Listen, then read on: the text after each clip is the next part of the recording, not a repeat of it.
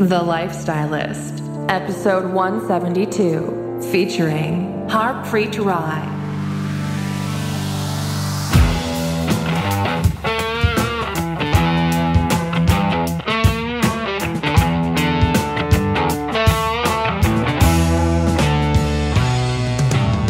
I'm Luke Story, a former celebrity fashion stylist and founder of School of Style. For the past 20 years, I've been relentlessly dedicated to my deepest passion, designing the ultimate lifestyle based on the most powerful principles of health and spirituality. The Lifestylist Podcast is a show dedicated to sharing my discoveries and the experts behind them with you.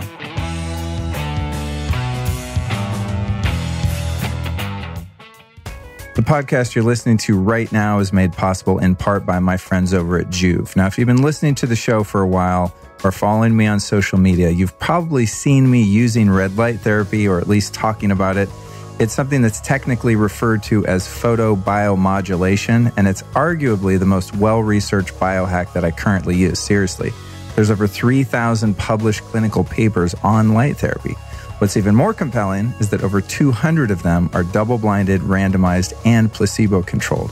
In short, that means that they've been proven to work. So some of the benefits include improved skin health, increased muscle recovery, better sexual performance, and reduced joint pain and inflammation. So you can see why I'm such a big fan of the red light therapy, and that's why all my friends now come over to my house on a regular basis wanting to use my Joovv device.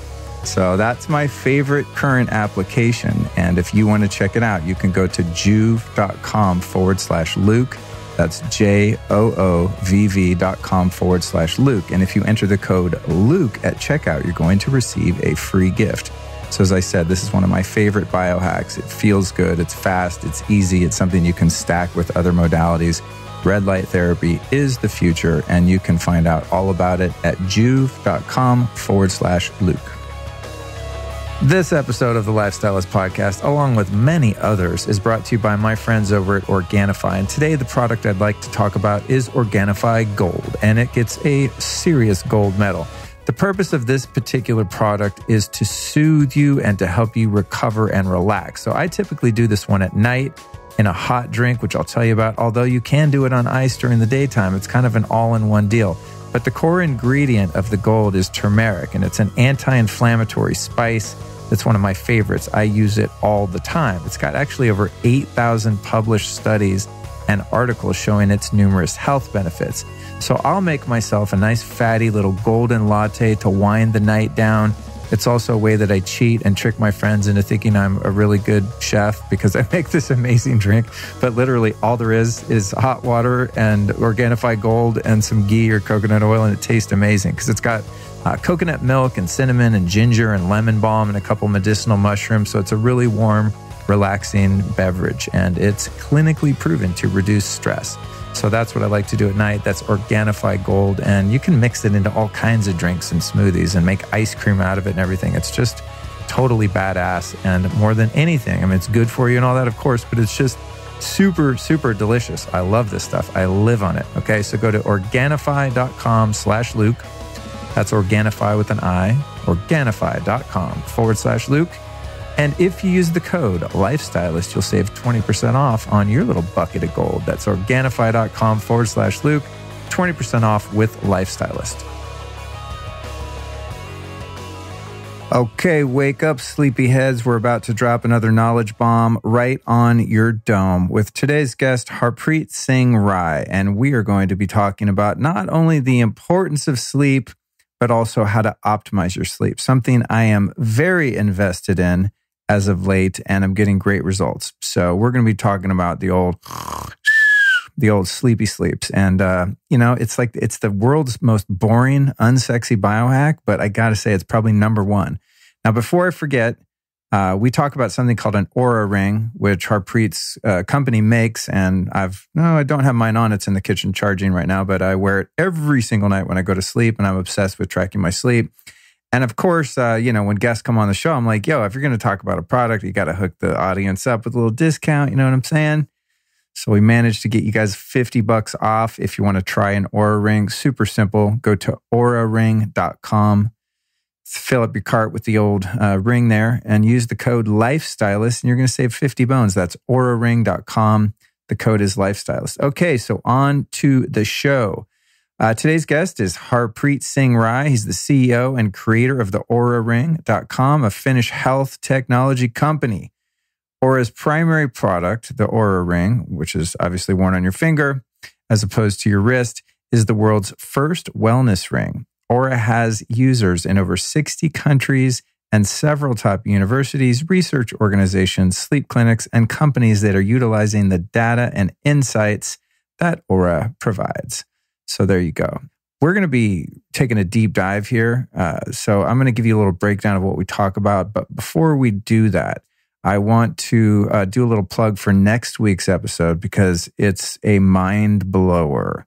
We'll be talking to Aaron Bigelow from Amp Coil. He's a past guest on the show.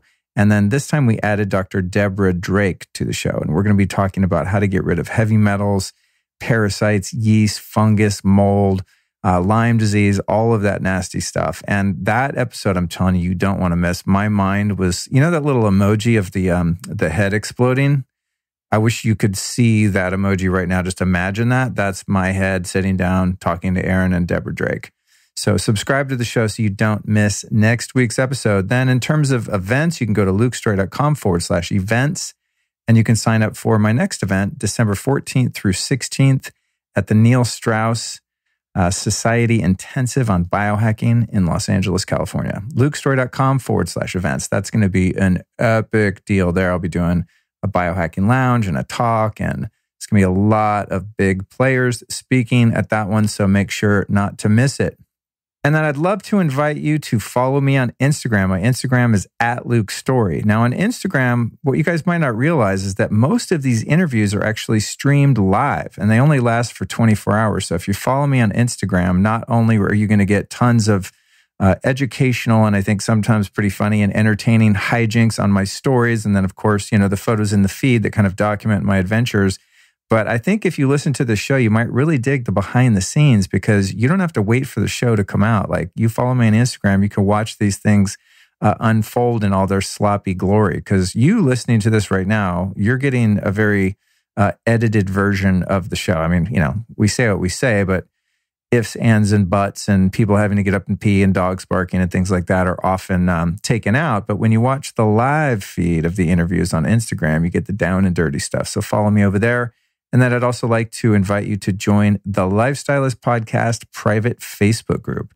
That's where me and about 3,000 people at the time of this recording interact and ask and answer questions and all get to hang out virtually. And I love when listeners to the show follow me on social media, Instagram, join the Facebook group, because then I can put a face to the name for you guys and get to know you a little bit because you get to know my guests, you get to know me to a degree.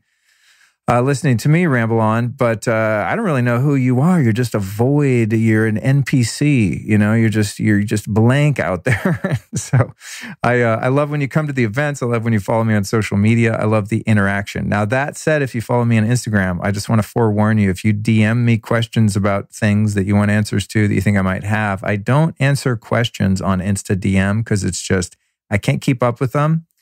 And if I answer questions on there and I take 5, 10, 15 minutes to do so, only you get the benefit. And I don't think that's the best use of either of our time. So if you want to do questions, what's the best this? What do you recommend for that?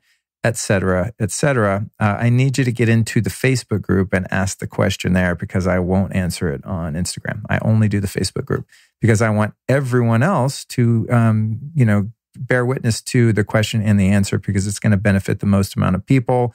And I only have to answer it once, and 3,000 people get the answer instead of just your selfish butt. If you're not on Facebook, I don't know what to tell you. Wah, wah. I honestly wouldn't have Facebook if I didn't have a business. I mean, who has time to sit there and scroll Facebook? I don't know. But anyway, join Facebook just so you can get in that lit group called the Lifestylist Podcast. Request to join, and we'll let you in, and we're going to partay. All right, here's what's up with this episode.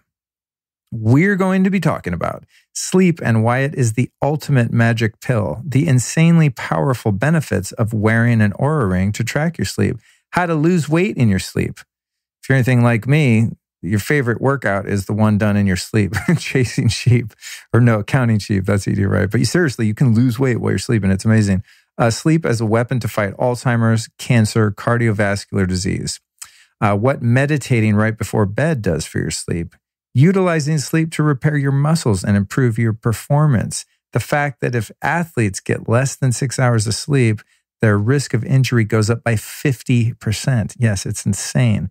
Why employers are finally recognizing the values of their workers getting enough sleep.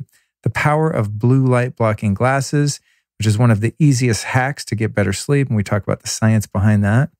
How you can still drink alcohol without it ruining your sleep. So you boozers out there, definitely listen up. It's about an hour in where we start talking about the old sauce there. So I'd love for you to be able to safely enjoy your recreational alcohol, but I'm going to tell you what, it's going to trash your sleep if you don't know how to do it right. How Oura Rings can help women track fertility and help couples trying to conceive. Or I guess you could also add couples that don't wish to conceive in there too. You can use the ring to track that. Why Oura made a ring instead of a wristband or a bracelet. The importance of heart rate variability, a leading indicator for stress, diabetes, lupus, heart attacks, strokes, and how to track it accurately. The 2 new features coming soon for Oura Rings, meditation mode and activity tracker, which I'm very much looking forward to. The fact that worldwide people spend over $40 billion per year on sleep products and why much of that money is wasted. And then finally, the fact that the average person spends 24 years of their life sleeping. And so our goal here is to make yours count. That's 24 years of your life. So if you're not doing a good job at it, you're conceivably wasting a quarter of your life. All right. So that's what we've got in store for you in this fun and informative conversation about sleep and technology and how they meet. Now, I really need you for the next 90 minutes or so for this conversation. But after that, I highly encourage you to get some Power Z's ASAP. Until then, here's our guest, Harpreet Singh Rai.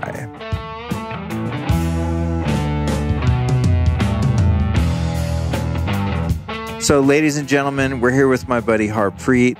Thank you for having me, Luke. Appreciate it, man. Yeah, good to see you again, dude. It is. It's really good to see you, and I'm excited to see you again, hopefully, in next weekend. Yeah, that's right. We'll be up in Tahoe at the Amp Coil Summit. So it's funny, you guys. We just, he just flew down from San Francisco. He shows up, and I was taking Cookie to the groomer, and so I was about 15 minutes late. And I said, "Dude, I left the door open. You can go ahead and just go in." And he said, "No, man, I'm going to sit outside and meditate and get some vitamin D, get some sun." I was like, "That's my kind of guy." So I got home, and then we've been shooting the shit for like an hour and a half or something. Yeah, time flies. And then we decided, well, he suggested, "Hey, do you want to meditate? You're going to meditate in the afternoon." And I thought, well, should we do it before or after? And so we opted to do it before, but now we're totally spaced out. So we'll see how this goes. But speaking of spaced out, what we're going to be talking about today is sleep, dude. Yeah, sleep. I'm looking forward to it. Yep. Get in those theta waves. I got some kind of crappy sleep last night. Well, good sleep, but not enough of it. And man, I'm feeling it today. So let's talk a little bit about your background. So your family is Indian. Yes. And you're a Sikh. So those of you watching on the YouTube video, you would see Harpreet is wearing this really dope turban. By the way, I want a turban tying lesson after this. Don't let me forget. Okay. I should have brought an extra turban. And so were both of your parents from India? Both of my parents are from India. Yeah, both born in Punjab. And then you were born here? I was born here. I was born in basically the most opposite climate in Minnesota. Oh my God, dude. How did your parents from India end up in godforsaken Minnesota? No offense to people in Minnesota. I'm just talking climate-wise. I think they were like, we've never seen this thing called snow, so let's go check it out. No, my dad, he came to the U.S. on a scholarship for his PhD, and he went to Stony Brook, and then company Honeywell actually recruited him. This was back in the 70s, and they had a job in Minnesota. And, when you had a one-way ticket here and you get a job offer, you sort of just take it. So that's what happened. They ended up in Minnesota, but my mom had never seen snow. And so she gets there and she's just like, "What do you mean we need gloves? What are gloves?" Right. Wow. So she's like, "Nah, you don't need to spend money on that," And so, but I think, look, the cool thing about Minnesota is, it's, it is in the middle of the country, but has, I think, some of the most friendliest and awesome people. So there's definitely some Midwestern love out there. Oh, absolutely. Yeah. You know, I just had a meeting with Cody from Podcast Masters that produced this show. Yeah. I think he might be there. Okay. Yeah, I think, if I'm not mistaken, it was somewhere in the Midwest. But I agree. The salt of the earth, man, the coolest people. Yeah. Cold nose, warm hearts. Yeah, So. that's funny. Yeah, with my business school of style that we were talking about earlier, I guess legally you can't say you discriminate against people from the coast, but let me just say, if we ever, over the past 10 years of doing business, if we ever interviewed a potential hire that was from the Midwest, that was like 10 points in their favor. Yeah. Just for the fact that they're like, oh, I'm from Illinois. We're like, okay, cool. We're halfway there. Yeah, you know? exactly. Yeah. Dude, they're probably going to be hard workers, have super hard integrity, workers, you know? and they're more modest. I went to school in the Midwest too. I went to University of Michigan, and I ended up going to Wall Street, sold my soul to the devil for a little bit. And I just remember when I got to Wall Street, I was working at Morgan Stanley, a big bank. It was so funny. They're like, no, we love kids from the Midwest. They're like, they just work hard. They put their head down. They don't ask a lot of questions, and they don't think they like went to some super hotshot Ivy League school. So they tend to be more down to earth as well. Yeah, I think so. It has to do with the lineage of those old school American values. Yeah. You know, those old timey values that we used to think were so corny, they actually turn out to be valid. Totally. You know, the golden rule and that kind of stuff. Yeah. So okay, before we get into the sleep stuff, a little bit more in your background, and I, of course, want to talk about Oura, you know, this ring that I wear all the time that everyone asks me, what's that ring? That's a cool ring. I'm like, wow, it's dope that I have a ring that's like has biohacking purposes, but it doesn't look hideous, which is amazing. We'll get into that later. But, you know, coming from my background, of course. I like stuff that looks cool too, and So it has a function. So when you say you sold your soul on Wall Street, you got out of college, you went there. What did you do on Wall Street? I don't even quite understand what Wall Street is or does exactly. So give me a little bit of that.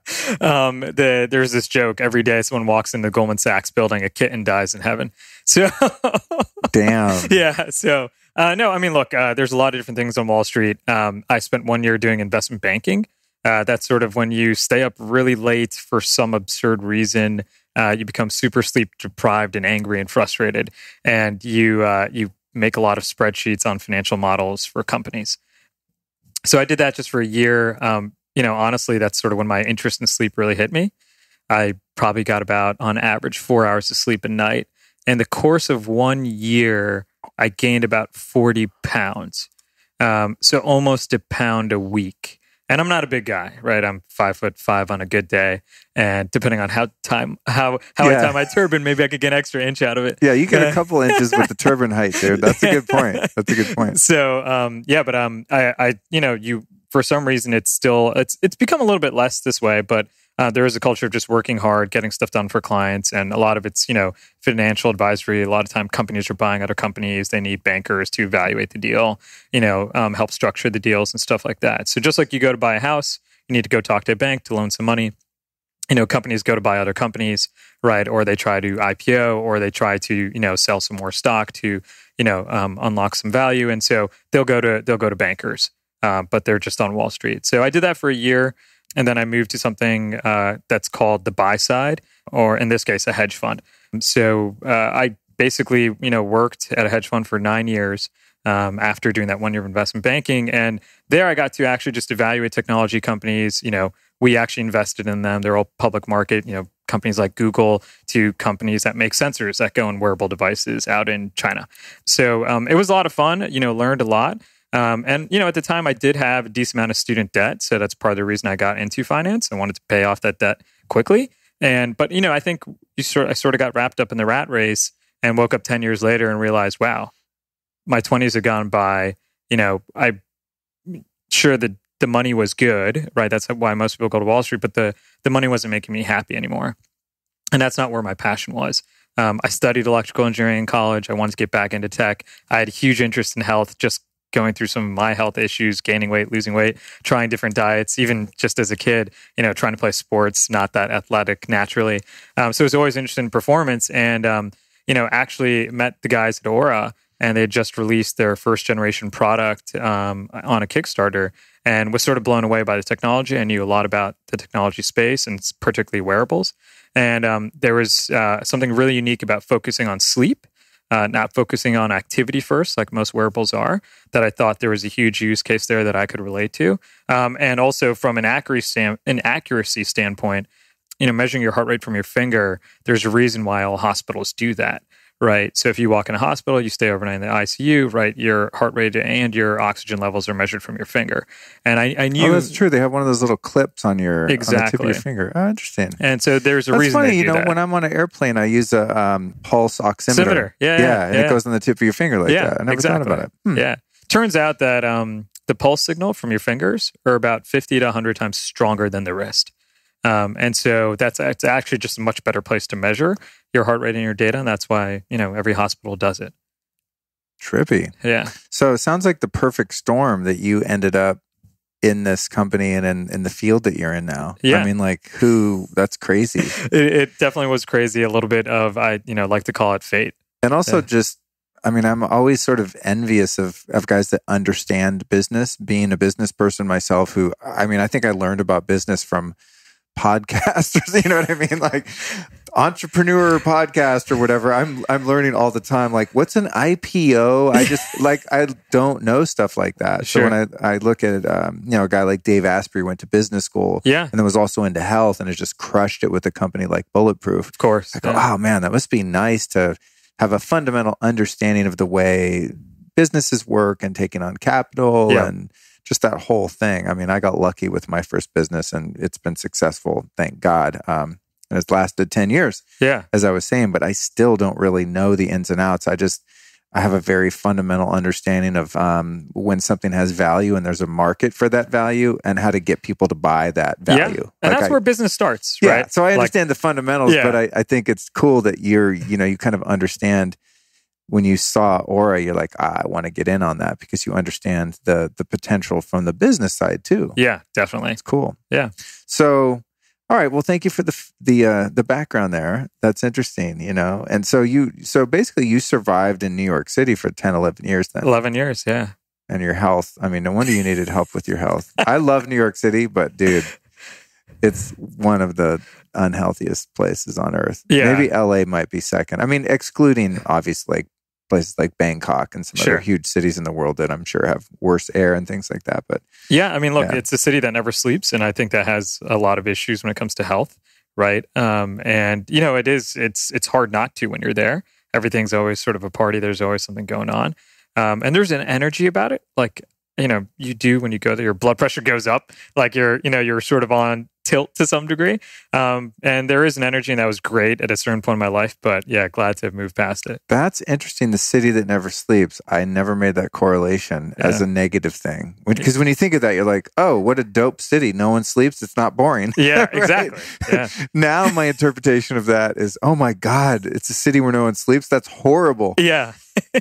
So do you think culturally, when we talk about sleep, that are we coming out of that phase in our culture where you're a badass if you don't sleep? Bro, I only slept 2 hours last night. I'm crushing it. Yeah. Was that a part of the culture when you were working in finance? Are you kidding? Without a doubt, right? I think people used to like, certain in investment banking, especially, it's like, oh, that kid can pull 2 all-nighters in a row.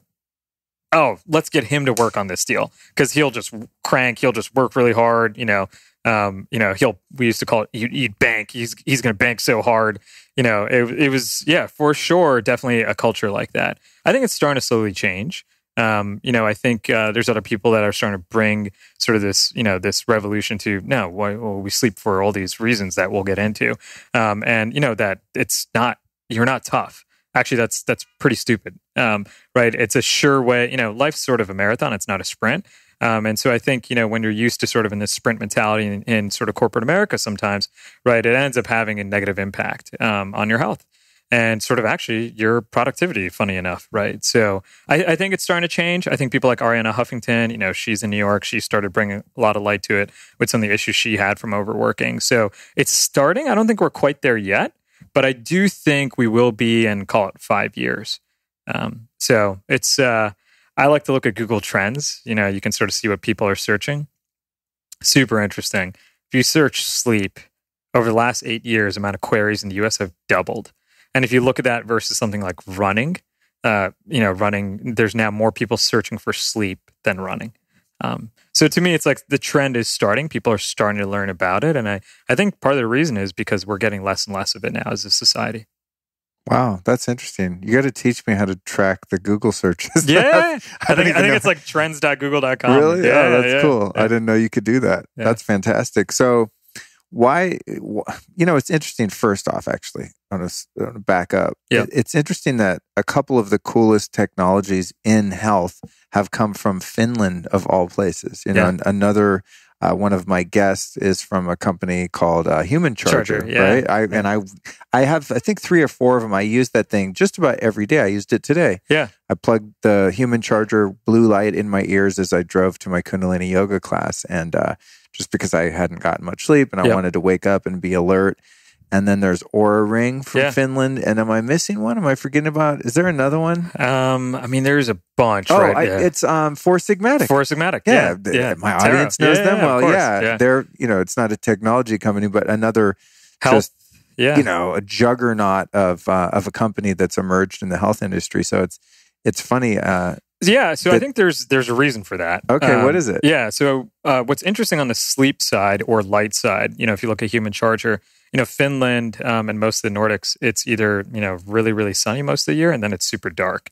So I was just there two weeks ago and it was sunlight till, 3, 4 a.m. and then gets a little gray for maybe an hour and then it's sunlight again. When I'll go back in the winter, it's going to be complete opposite, right? And so it's going to be dark all the time. And so they've been studying, there's health issues that happen with sort of the light changes like that. Your circadian rhythm does get disrupted. So they've been studying it, I think, longer than most people have, just because their society has had to deal with it. I mean, talk about seasonal depression. You don't get that here in LA, but, when it's dark 24/7, you do. Right, and cold. I can't imagine. I would lose my shit, bro. Like living in Finland in the winter. Yeah, it's like there's a couple months that go by, and it just you barely get a little dawn. Yeah, right. From what I understand, talking to my Finnish friends, they say, it's sort of like dusk or dawn for a couple hours, and it's just dark again. Yeah, right. Oh my god. So I think that's one of the reasons. So particularly around sleep or like Human Charger, just with wakefulness, they've done more research on that than most other countries have. I think, when it comes to just overall health, they are an extremely health conscious society.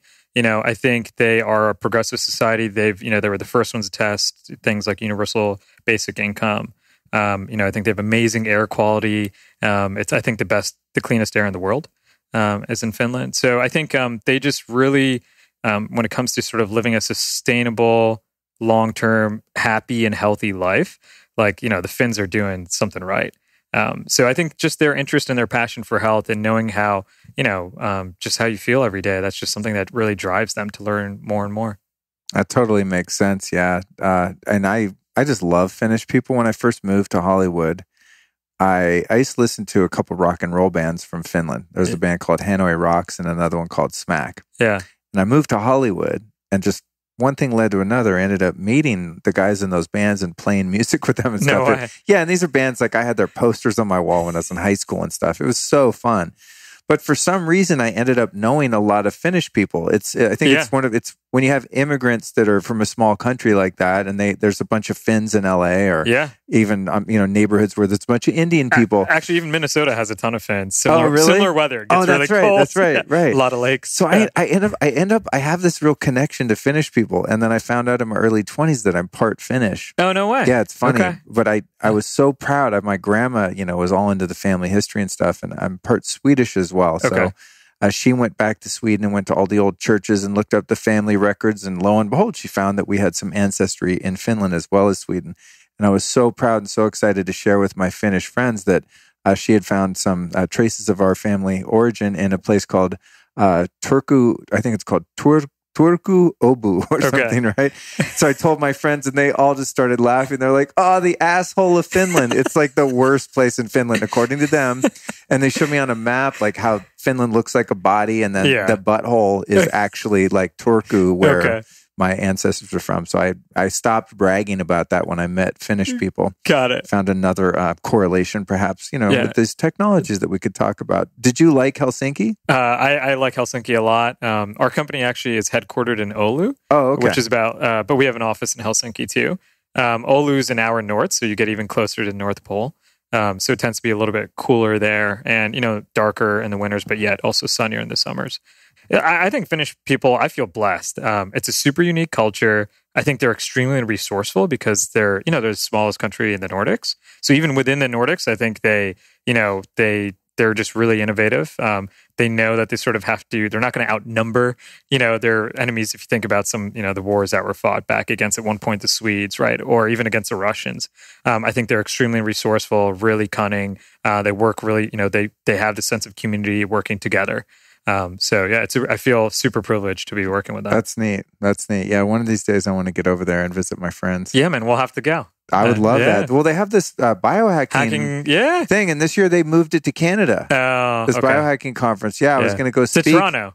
Yeah. Yes. Yeah. Demo Arena. I was going to go speak at it, and I was super excited to visit my friends in Helsinki, and then it got moved, and I thought, it was at the same time as another event, so I'm going to wait till it's back in Finland. Cool. So when we talk about sleep and a company producing technology and picking sleep, I guess it's meaningful in Finland, but I want to talk about why sleep is so important, because I think a lot of people still don't realize that it has such a huge impact on their lives. And it's something I'm discovering more and more after all of the supplements I've tried and all the biohacking.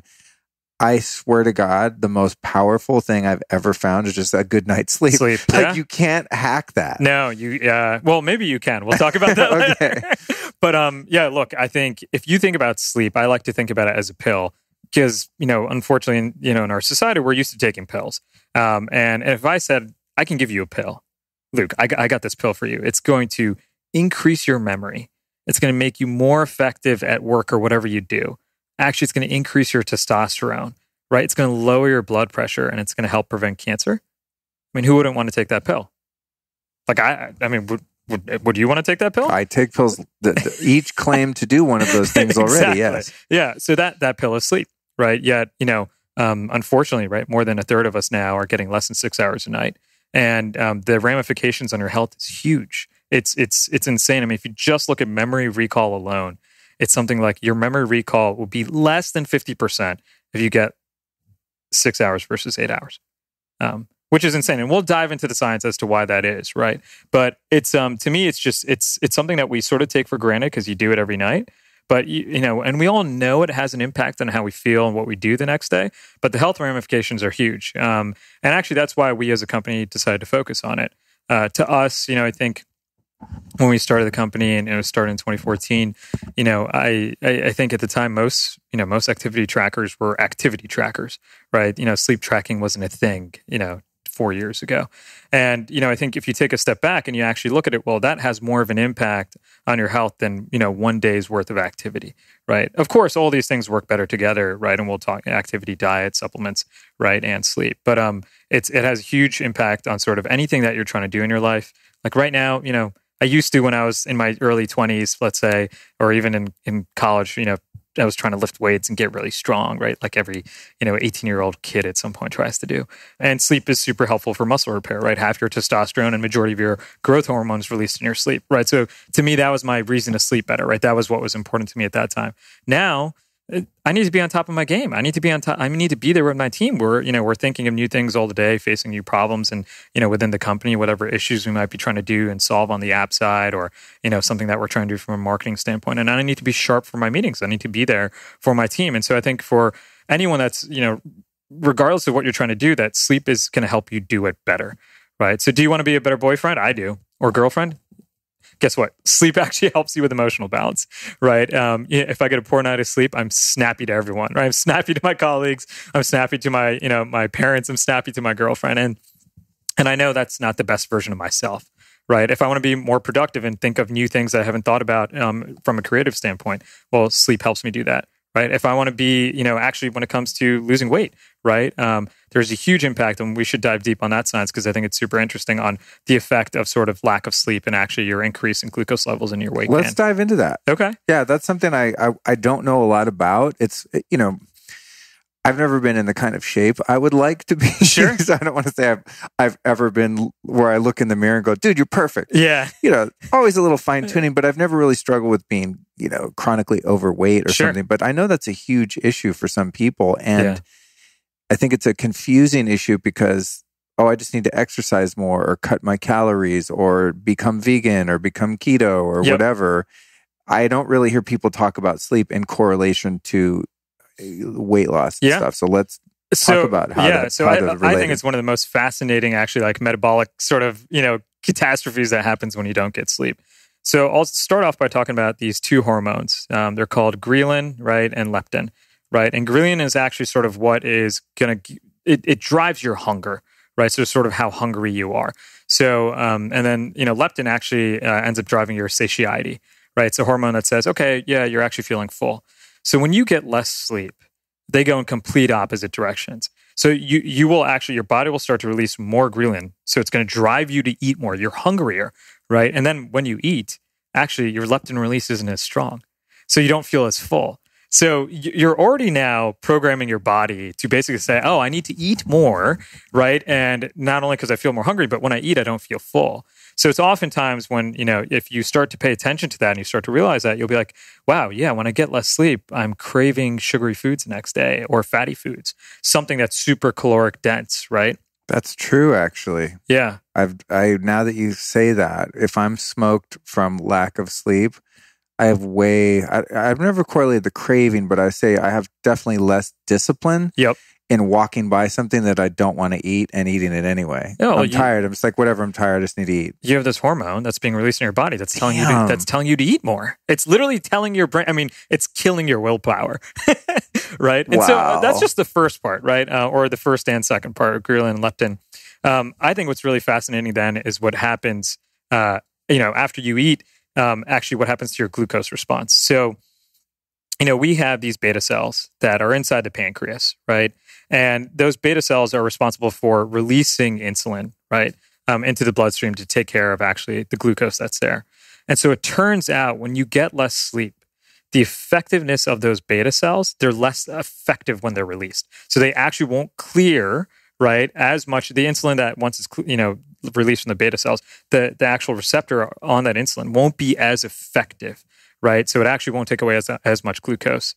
And then also, not only that, actually the signaling, right, to these beta cells when you get less sleep is actually subdued.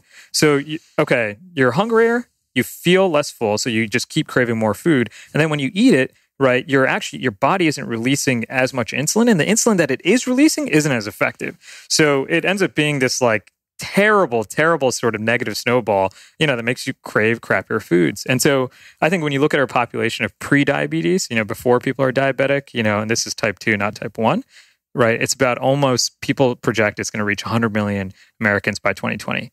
If you look at the amount of Americans that are getting less than 6 hours of sleep, guess what? It's about 30%.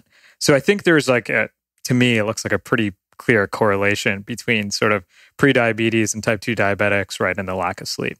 And I think all the research out there sort of shows that. When you were overweight, did your improving your own sleep have anything to do with you shedding that weight? Huge. Yeah? Yeah, huge impact. Yeah. Look, I know one thing, I definitely gained a lot of weight, right? And I wasn't actually eating that much worse because I was just strapped to a chair, right, in an office, right? So it wasn't like, I was eating tons of food and stuff like that. Like, no, I was, working, and I'd, for the most part, I was trying to eat somewhat healthy, eat a salad, maybe every once in a while I'd have a sandwich. But I would just keep gaining weight. And so actually, when I started to get my, pay attention to my sleep and get a lot of other things in check and actually get active again, it was instrumental in losing weight. And I think a lot of people, you do a couple things right, like you might be eating right and you might be working out really hard. But if you're not getting that sleep, like your body's literally not in the best metabolic state that it can be. And what about things like cancer and other diseases? How's sleep related to that? There's a ton of chronic disease. So I'll start with Alzheimer's, then I'll move to cancer. So Alzheimer's, it actually turns out there's something called beta amyloid. And beta amyloid is this plaque that actually develops in your brain. And it's cleared away actually each night during sleep. And so it turns out, the brain doesn't, we don't have a lymphatic system for the brain. It's not like it sweats like your skin, right? And so what we realized and what was discovered actually just in the last 5 years is we have this thing during sleep. It's called the glymphatic system. So it's actually when your brain clears away all the toxins and plaque. That all happens when you sleep. And it turns out, particularly in deep sleep, this one plaque, beta amyloid, that's actually when it's cleared away. So it turns out when you actually start to get even just less sleep, but less deep sleep as we age, that's one of the reasons that we actually start to forget things more. And now it's been, shown that actually low levels of deep sleep are leading to sort of increased levels of beta amyloids. So I think that one is pretty interesting for Alzheimer's. I think for cancer, actually Matt Walker has done a bunch of this. He runs Berkeley Sleep Lab, sort of showing that actually these killer T cells, right, that are sort of these natural cancer-fighting antibodies that we have, right, they're actually replenished and restored when we sleep as well. And so that there's been a direct link with lack of sleep into also a suppression then of your own killer T cells. So it's pretty crazy. I mean, it's pretty insane. There's a lot of other things related to cardiovascular disease, but I don't want to get too far into, No, I love it. Yeah. I love it. I mean, dude, this show, I like going into the crazy detail. Yeah. Because, a number of reasons. One, because I think that it just provides a lot of benefit to the listeners. Totally. And the other one is when you have guys like you that are experts in a particular niche topic and they go on a lot of podcasts, everyone just will like skim over because they want to keep it into an hour. Yeah. But I don't care about it being an hour. All right, let's talk here. All right, we're going to go there. You want to go? I want to get the real shit. Because here's the funny thing is I've had people on and I'm like, okay, shows are supposed to be an hour. That's when I started out podcasts. It's like everyone said, it needs to be an hour. I said, okay. And so I'd have someone on and I would find myself watching the clock and want to just skate over a topic like cardiovascular disease, as was just mentioned. Oh, let's skip it. And then I think, oh, well, we'll do another interview down the road and then we'll cover the stuff we missed.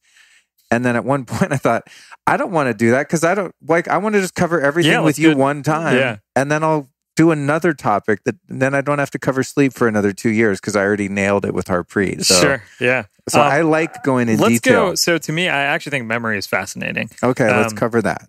So turns out actually during your sleep is when your brain consolidates your memories, the things that actually happen during the day. So for example, during REM sleep, your brain is actually playing like it's like a video, recorder and it's playing it back. And so it actually, during REM sleep, your brain is sort of playing everything that happens from the key memories during the day at 3x the speed.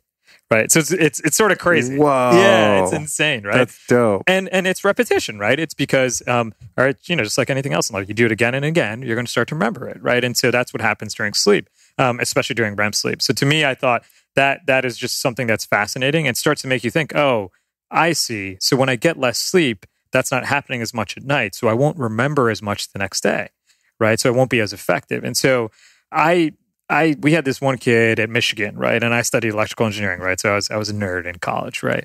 And Percy was this, just crazy, we called him a freak.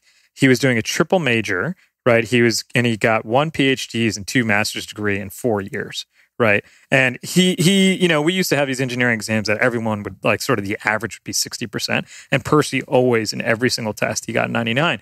And so I started asking Percy, I'm like, dude, we played soccer together. I was like, Percy, like, what do you do to study? And he was like, I do one thing that is like key to everything. He's like, I sleep 9 hours a night.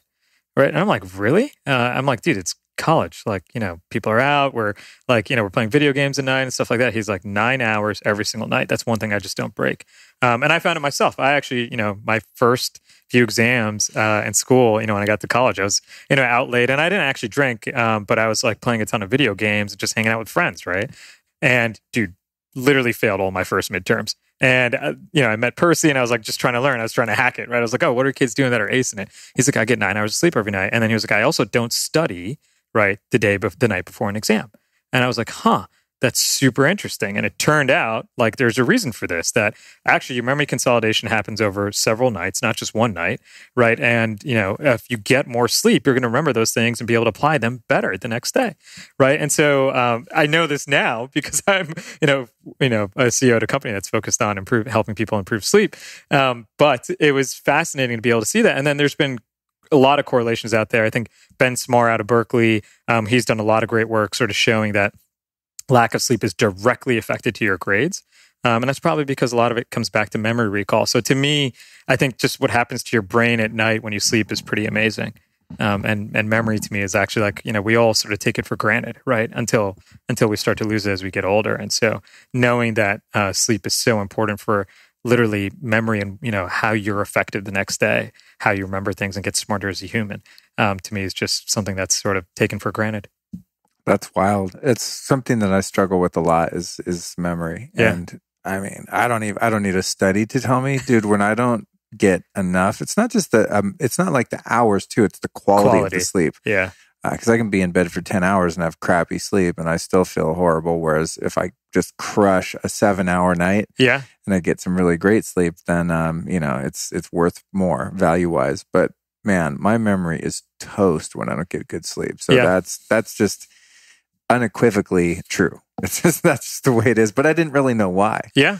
So in terms of sleep, when I'm tracking my sleep on my Oura Ring, for example, we've got a couple different markers, and one of them will be Rem sleep, rapid eye movement sleep, correct, which is like a lighter sleep, as I understand. And then you have your deep sleep. And me personally, I find it really strange because some nights I feel like I slept like a rock, but I'll get a really low score on my deep sleep. So do we actually experience deep sleep and REM sleep as that subjectively? Or is that not even how we interpret them? It's really hard. I think, if you look at some of the research that's done, people's perceptions of how they sleep and the reality of how they sleep are two very different things. So it is one of those things that turns out not to be something that you can do sort of subjectively. So I think, as far as the stages of sleep, they all have their purpose. And actually even turns out how you stage has a big deal to do. Your brain was meant to go from sort of these, you're awake, right? You tend to be in sort of a higher frequency, right? North of sort of 15 hertz, right? And as you sort of start to drop, that frequency starts to drop and you go into this deep sleep stage, right? And then that normally happens in sort of the first half of the night is when you'll have most of your deep sleep. And then actually, some of your memory consolidation, happens later in the night. And so the REM cycles will get longer and, they'll get more prolonged when you sleep. And frankly, actually waking up in REM, for example, like it does sometimes when you sleep for 10 hours or 12 hours even, you're like, oh, I feel great, right? But your REM cycles actually get longer and longer. And so you're more in this dream state. So it's actually like, more, sometimes you feel groggy when you wake up. So, we track all the stages of sleep. So there's REM, rapid eye movement, or the dream state. So that's when your like prefrontal cortex is shut off. Your sort of the army general of your brain is sort of turned off, and you get to just the brain is going wild, right? It's replaying all these memories, right? It's having this dream-like, this euphoric, almost like drug-like state, right? And sort of when all these dreams are happening, right? That's during REM sleep. But there's 4 stages of non-REM sleep. So sleep scientists were very clever, and they called it REM and non-REM. And so non-REM sleep, there's 4 stages, but the first 2 stages are called light, and stages 1 and 2, and then deep is stage 3 and 4. And there's more muscular repair, from what we know about sleep. There's more muscular repair. There's more testosterone release, growth hormone release, right, during sort of deep sleep, and so that's vital. You'll actually start to see this. Days you exercise and you're extremely active, you'll probably see higher deep sleep. Right. And you can see that on the Oura Ring. And then days that you're not, and maybe you've done a lot more mental work, right? You might actually see that your REM sleep is higher. So your brain is, smarter than you think, right? So it knows it's actually, it's doing the right thing and putting yourself in the right stages, right? Hopefully, right? Most people, it's fine at doing that based on what you're doing that day and what it needs to do for you to perform tomorrow. So, it's a pretty cool, it's a pretty cool thing. It's sort of, how you remember everything and how you sort of rejuvenate yourself emotionally, physically, mentally for the next day. It's all because of sleep. In terms of those 4 stages of sleep, do you happen to know how those correlate with brain waves? Yeah. So the first, when you're awake, you're typically north of 15 hertz. So your brain is sort of, not on fire, but it's like, it's firing, right? At, anywhere from, I think, 15, north of 15 to 50 to 60 hertz. As you start to get ready for sleep, like your brain... Is that beta? Do you know the correlation between the beta, alpha, theta, delta? Actually, so delta is deep. So I think, in stage 3 and 4, right, that'll be your deep sleep, right? So that's your delta. And your brain waves actually slow down to I think it's as low as 2 hertz, but I believe anything sub 4 hertz is classified as deep sleep. REM sleep, actually, funny enough, it's sort of like you're awake. It's sort of not as high, but it's in between sort of 15 and 30 hertz. And then there's light sleep. And I forget, frankly, like light sleep I know is greater than 4, but sub 15 hertz. I don't know. I forget sort of if it's theta or beta. I actually forget. I should know that. But I'm a numbers guy. So Right. I remember all the numbers and the frequencies. That's funny because for me, like when you're like, and fucking hertz, I'm like, my eyes just glaze over. over like, and you're I have no idea what you're talking about. Yeah. It's interesting. Yeah. But if you showed me a photo of theta, delta, beta, the brain waves and even the names, alpha, I totally remember those. It's funny. It's just a different orientation to the same data. But one of the reasons that I asked is when you were describing REM sleep, where you're in that euphoric place where you're, the governor, the general, I think, as you said, if your brain shuts off and then the creative juices just kind of flow. What you just described is what happens to me when I meditate on a good day. Like when we were just meditating, I wasn't asleep, but I wasn't awake. Yeah. If something happened in the room, I was aware of it, but I was also dreaming and processing all of these different thoughts and creative ideas and just having the best time. Totally. So it's interesting, right? Because when you're awake, you're in that, your brain is sort of in that from 15 to 60 hertz range, right? So it is, hertz is frequency. So it's how many times per second is something firing, right? So the neurons in your brain are firing at this speed. And so when you're dreaming, the reason it feels so real is because actually those things are happening at the same speed. Not as high as 50 hertz, but it's in between that 15 and 30 hertz range. So that's why they feel lifelike. Right, that's why your dreams feel real, right? So it's sort of happening in that same frequency range. Dude, it's just kind of a weird thing to share, but I wake up. This doesn't happen a lot, thankfully, but I wake up in dreams sometimes that are very sad, and I'm crying on my pillow in real life. Yeah, right. And that's how deeply I'm experiencing them. Somebody dies, or there's a loss, or something like that, and I always just sort of assume that it's a way for my emotional self to process some kind of trauma or loss or grief or something. So I don't freak out, but it is weird because it's so damn real. Or when in a dream you'll be, say you're trapped or something and you're kicking your legs and then you wake up and you're kicking your legs. And I've even been woken up. I wish I woke up laughing more. It's typically crying more, which says a lot about my past, I guess. But it is weird that dreams are so real. Yeah. I mean, literally, it's if you think about it, your frontal cortex, right? That's sort of what keeps us grounded in reality. It's saying, okay, I need to come up with some type of sentence to say next on this podcast. I got to be thinking about something like that, right?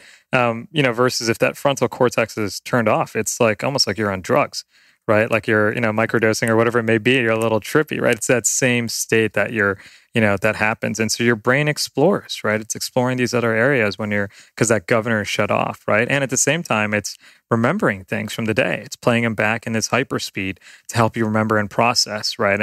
And frankly, it's sort of like the sea, the ocean. There's so much that happens to our brain that we don't know. And we're still learning, when we sleep. Like we just found out this link between deep sleep and Alzheimer's, right? The world just discovered this 2 years ago. Wow, really? That recent? Yeah, I mean, some of this stuff is just super, super fascinating and new. That's a trip. Yeah. Yeah, it's along with the REM sleep stage and meditation, there's also float tanks. Yeah. You ever go in float tanks? I love them. Yeah. So that's the same kind of thing where you're dreaming, but you're kind of awake. It's just, I think because, I don't know, I call it partying. It wasn't really a party in the last few years, but I've experimented a lot with different drugs in my life. And I just love being high. I'm just straight up, I'm not a person that ever really enjoyed feeling sober. I just like feeling totally out of my mind. Sure. But now I don't do that. So I find natural ways. Well, meditation, right? You get a little bit of that high. It's the best high ever. Totally. But there's no side effects. There's no consequences. I don't end up in handcuffs or anything weird like that. Right. Yeah. Positive side effects. Yeah. And I don't ruin my relationships, Although sometimes people get annoyed when you're like, oh, you got to go meditate now. Come on, we're supposed to leave. Or it's time for dinner. When I was just at my dad's, and I think my dad meditates too, but they're not as hardcore as I am. Sure. Yeah. Every day, he and his wife are like, "You ready to do this?" And then I'm like, "What? Are you kidding? I have to meditate." Yeah. Well, I mean, look, actually, a lot of people now, what we're finding, they're using meditation actually as a form of certain types of meditation before they go to bed. Right. It's helping calm their brain down. Really? Ooh, what's up with that? I mean, if you look at actually Headspace or Calm, both those apps, they have specific, design sort of bedtime, type meditations. And if you think about what happens, right, your brain is slowing down when you meditate. It's going from, call it 50, 60 hertz, right, down into almost, right, this more REM-like state, but not quite there, right? And so it's slowing down a bit. So it makes sense to me just from how the brain is processing, right? And so I think, I believe Headspace is actually working on this and actually proving this out scientifically, how meditation is actually linked to improved sleep. So, awesome. Yeah, I think that's great. No wonder my sleep has been improved. Yeah. However, as a fellow do you meditate once or twice a day, or do you have a set routine? Man, growing up, it was 3 times a day. Wow, I'm so jealous. I'm like, God, I wish I had Sikh parents. No, my parents were also pretty strict relative to others. So, as a kid, you sort of hate it. So that was part of your growing up discipline? They're like, cool, we meditate. This is part of our culture, and you're doing this. I wake up at, the same time every morning, and I'd meditate for 40 minutes in the morning, right, as we read some of after our morning prayers. And then typically one in sort of the late afternoon, sort of same time you do. Right. And then we had a short one before bed as well. Why I'm asking is, in the tradition of Vedic meditation that I practice, it's mantra meditation, twice a day, 20 minutes, right? Yeah. This almost happened to me last night, but I'm learning.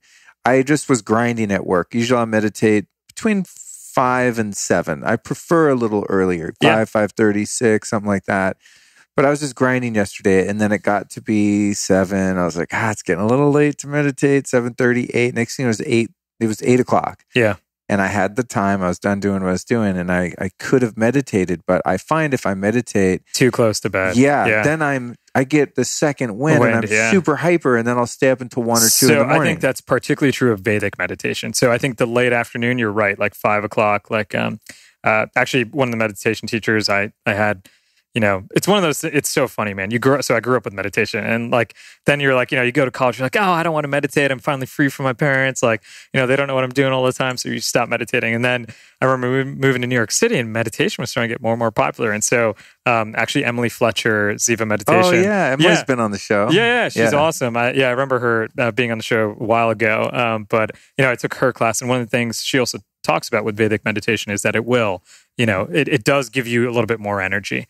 Right. So I think if you do Vedic too close to bed, it might be, a little bit of an issue. But there's other types of, shorter meditations, right? Or even just gratitude type stuff before bed that I bet you helps. But just ways to wind down without going into too deep of a state. Because sometimes the mantra-based meditation like Vedic and, the sister tradition of TM, I mean, you go so deep. I don't know if it's you get in a theta state or whatever it is, but you're very close to sleep. So totally, kind of my nighttime when I come out of it quite groggy sometimes, almost like you took a nap and you're sort of like loopy. And actually, that's another thing we see naps. Napping at the right time is just like meditation is probably pretty important.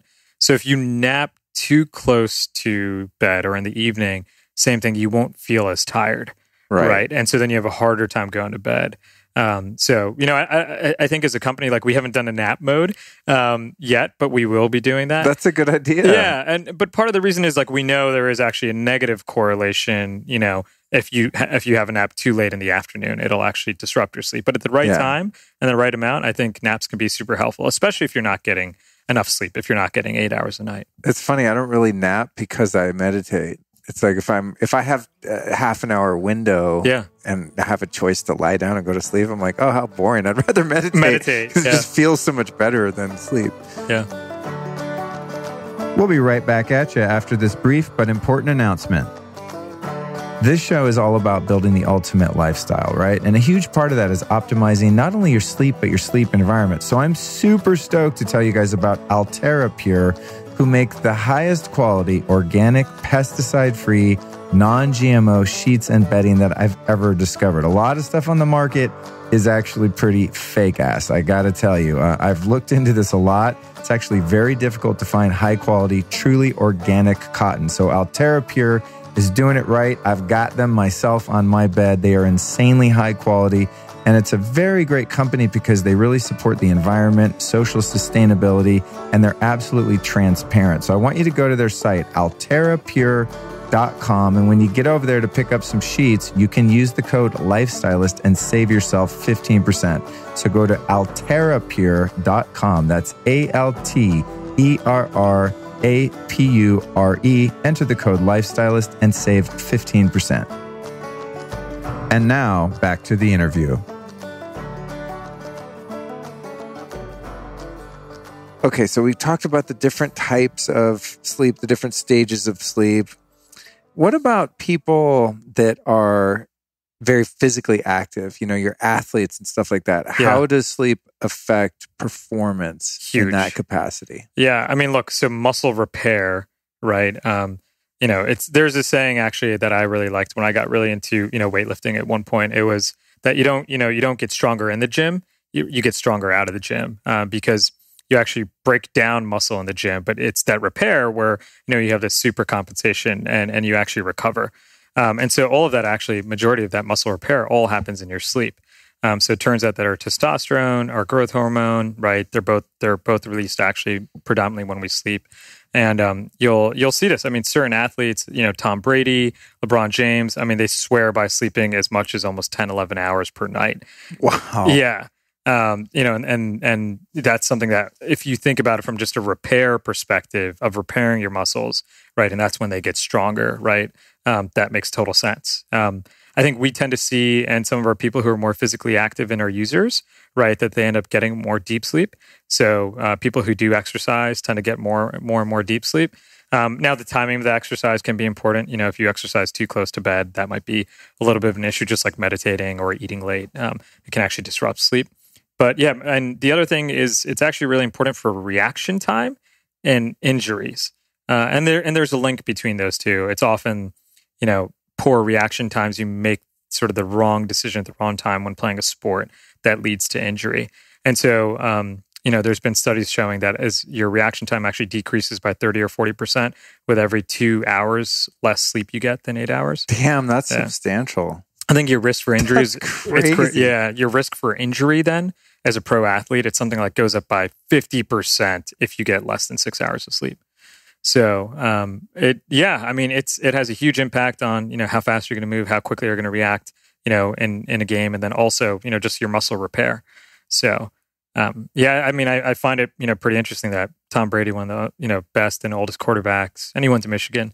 So I'm a little bit of a fan. He's, stayed in league that long by probably, one of the big things he credits is sleep. That's inspiring. Yeah. I'm not a huge sports guy, but I do recognize greatness. Yeah. And when someone excels at whatever they're doing, and those are the people that you always want to look at, like, ooh, what are they doing? Yeah. That matters. And that's a substantial amount of sleep. I mean, it's pretty crazy, right? Because we look at athletes and we're like, oh, they're awesome. They're always going out real hard and, they're even partying in the office, whatever it may be. But I mean, think about how much discipline that takes, right? Like it's the hardest thing about sleep, I'm not going to lie. It's discipline. You got to do it every night. You got to be consistent. And if you're someone like LeBron, like you can do anything every night, right? Everyone wants to hang out with LeBron. Right. Everyone wants to even just be Facebook Live chatting with you, whatever it is, right? And you've got to have that discipline, I think, at an athlete at that level to, turn that off, right? And focus on your body and yourself. Even to be a podcaster at this level, you have to have that discipline. Last night, dude, it's 11:30. I'm like, I should be in bed. Come on, Luke. Come on. Yeah. I'm starting yoga, Kundalini teacher training tomorrow. And you got to be there at like 8:30 in Venice every morning. So I really have to get my hours turned around. Yeah. And then I just, unfortunately, I was on Amazon. I was going to watch a 20-minute show, the Sacha Baron show, Who is America? Sacha Baron Cohen. Yeah. And I went in, and I know that's only 20 or 30 minutes in episodes. I'm like, I could squeeze in one and still nail it by midnight. I go in and I was like, oh shit, I already watched all 7 episodes. Yeah. And then I thought, well, I'll just look on Netflix. I think it was on Netflix for another short show. Sure. That's where I screwed myself. And I got on there and I saw Ozark, the new season. Watched them all. And I was like, oh, no. Thankfully, I only watched one episode. But it was torture not binging and going on with more of them. And then as a result, sure enough, I went to sleep at 1 a.m. Yeah.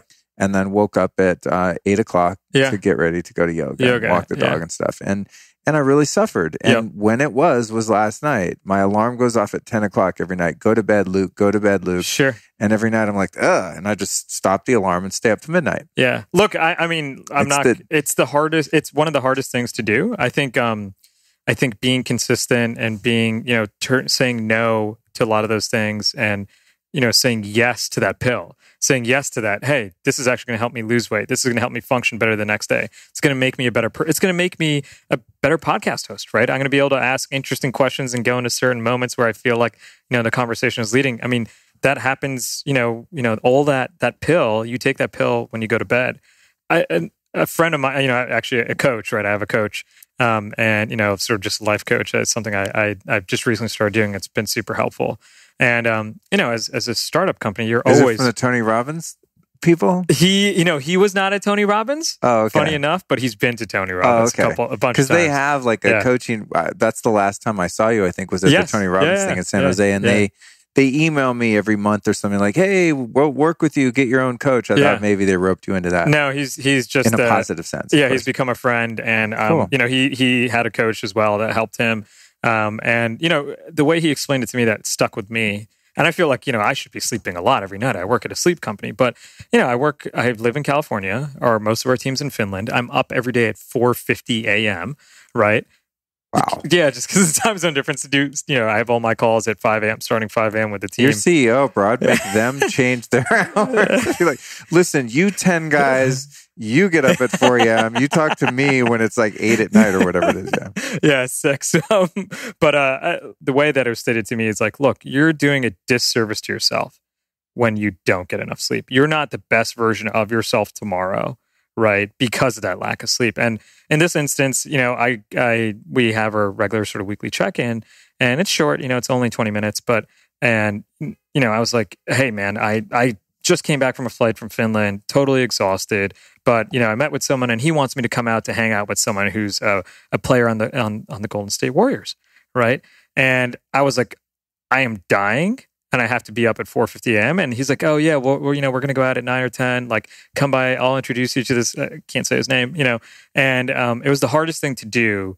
To say, probably half my team is like, you're an idiot. You should have gotten, a ring to someone on the Golden State Warriors. But it's hard to say no sometimes to that next thing, to the next episode, to hanging out with that next friend. And the way he put it to me was like, look, you can do that. You can go ahead and do it. And a lot of times we think that thing in the moment's going to make us feel so much better. But he's like, you're going to feel and you're going to be less, you're going to be doing a disservice to yourself and to your team the next day. And so he's like, you'll be able to get in touch with that person. If it's meant to happen, it's going to happen. And he was right. Like, lo and behold, I told my friend, I was like, look, I can't make it that night. I just can't. I just have too much going on right now. And he was like, I understand. I'll put you in touch with, his agent. You guys will sort out and figure out a time to meet. And we did it. And we did it at a time when I was at my best, not at my worst. And it was way more effective because of that. So I think oftentimes it's saying no, that's the hard thing, but realizing that it's not only that pill, but you're doing a disservice to yourself, right? For the person you want to be tomorrow. Yeah, you're absolutely right, because I'm a total jerk when I don't get enough sleep. Yeah. Just yesterday, I went in the office and again, not only last night, but the night before was even worse because I'd just flown in from Colorado and I got home at midnight or something. So my sleep was jacked. But yesterday in the office, I knew I was being a jerk. I just was very quiet so that I didn't say anything mean to my business partner. But halfway through the day, I was like, oh, hey, can we do this or that? And she's like, we totally can if you'll just be nice at all. Yeah. She's like, can you just not be a jerk, basically? And I was like, God, I wasn't even saying anything. And she could tell that I was irritable just because my energy was irritable and I was just short-tempered. Yeah. Even though I didn't act upon any of, those impulses. But I go, God, I can't do this, man. I got to get sleep. So here's my question to you, Harpreet. So we've got this device called the Oura Ring. I'm proudly wearing mine right now as we speak. Would it be possible for you guys to program into here like some sort of shock treatment that you could set it every night at 10 or whatever the desired time is, where it literally shocks the shit out of you and the ring won't come off. It won't come. You have to get into bed and be lying down in order to make it stop. Something tells me we might get a lawsuit if we do that. Right? But, well, there's the one kid. I think it's Pavlok. Yeah, right? He has some kind of, some sort of negative reinforcement training or something. But you're right. It really is. It's the discipline that makes it difficult. And funny thing about that is, personally, and I think a lot of the listeners will probably agree based on getting to know some of them over the past 2 years, I'm a highly disciplined person when it comes to, I've eliminated so many negative habits out of my life. I have a very regimented, although very free life, but I have a lot of discipline. If you're like, hey, eat this bad food, smoke cigarettes, stay out late, drink alcohol, have sex with the wrong people, I'm very focused and very disciplined. But sleep has always eluded me. That's the one thing I haven't beat. And I think it's because we take it for granted. And I think it's because we don't realize all the benefits it has, right, for our bodies, for our minds, for others around us. And so I think, I think part of the reason, we exist as a company is that, if people start to learn about these things, they start to take it a little bit more, I don't want to say seriously, but meaningfully, right? Realizing that you do have this purpose for sleeping and that it actually matters quite a lot, frankly, to all the things you're trying to do the next day, to trying to be a better, in my case, boyfriend, trying to be a better CEO, trying to be, sort of more effective at work, right? Trying to even be better in the gym. There's still part of me that wants to go to gym and not completely suck ass every time. The ideas of, bench pressing whatever or doing this, CrossFit workout on this time are a little, I'm not as passionate about, but I still don't want to get worse, right? And so I think it's realizing how important, and for me, I'm just like you are, a scientific, logical person. When you start to understand all that importance of all these health benefits that happen during sleep, I think then you start to not take it for granted. And it's cool to see a little bit of this culture starting to change, for people starting to realize. I think corporates will change. I do think corporates will start to realize that. Look at all the stuff that's going on with Elon Musk right now. Right? He's saying snappy things. He's making sort of not the best decisions. And he's even said, and there's been stories out there of him like sleeping under desks and things like that. Oh, really? Yeah. That's funny because I have seen him lately getting hassled a little. I don't know. I don't follow his scene enough, but on Twitter, I have noticed people are like bagging on him recently. Does that have something to do with it? Definitely. Yeah. I think he's said some things he probably regretted publicly, but he's under a lot of stress. I think he's trying to get the Model 3 production going or whatever it may be, and he's behind. And so, but I think, the short-term investment banking side used to be, work really, really, really hard, stay up really, really late, get it done tomorrow. And now people are realizing, well, there's always tomorrow, right? And so we need to get it done more effectively, not over just the course of the next 2 weeks, but the next, 2 years, right? And it's that marathon. And so being your best every day over 2 years versus getting, less and less effective every day. If you start to think about it that way, you as a boss or you as an employer, you're like, well, this doesn't make any sense. Like, I'm paying someone to stay up late so he forgets 50% more the next day. If you start thinking about it from that perspective, I think employers are starting to wake up for this as well. So. Well, some of these tech companies they have little nap pods. Yeah, little nap, Google. Yeah, all that stuff. I'm like, duh. Yeah. Super smart. Yeah.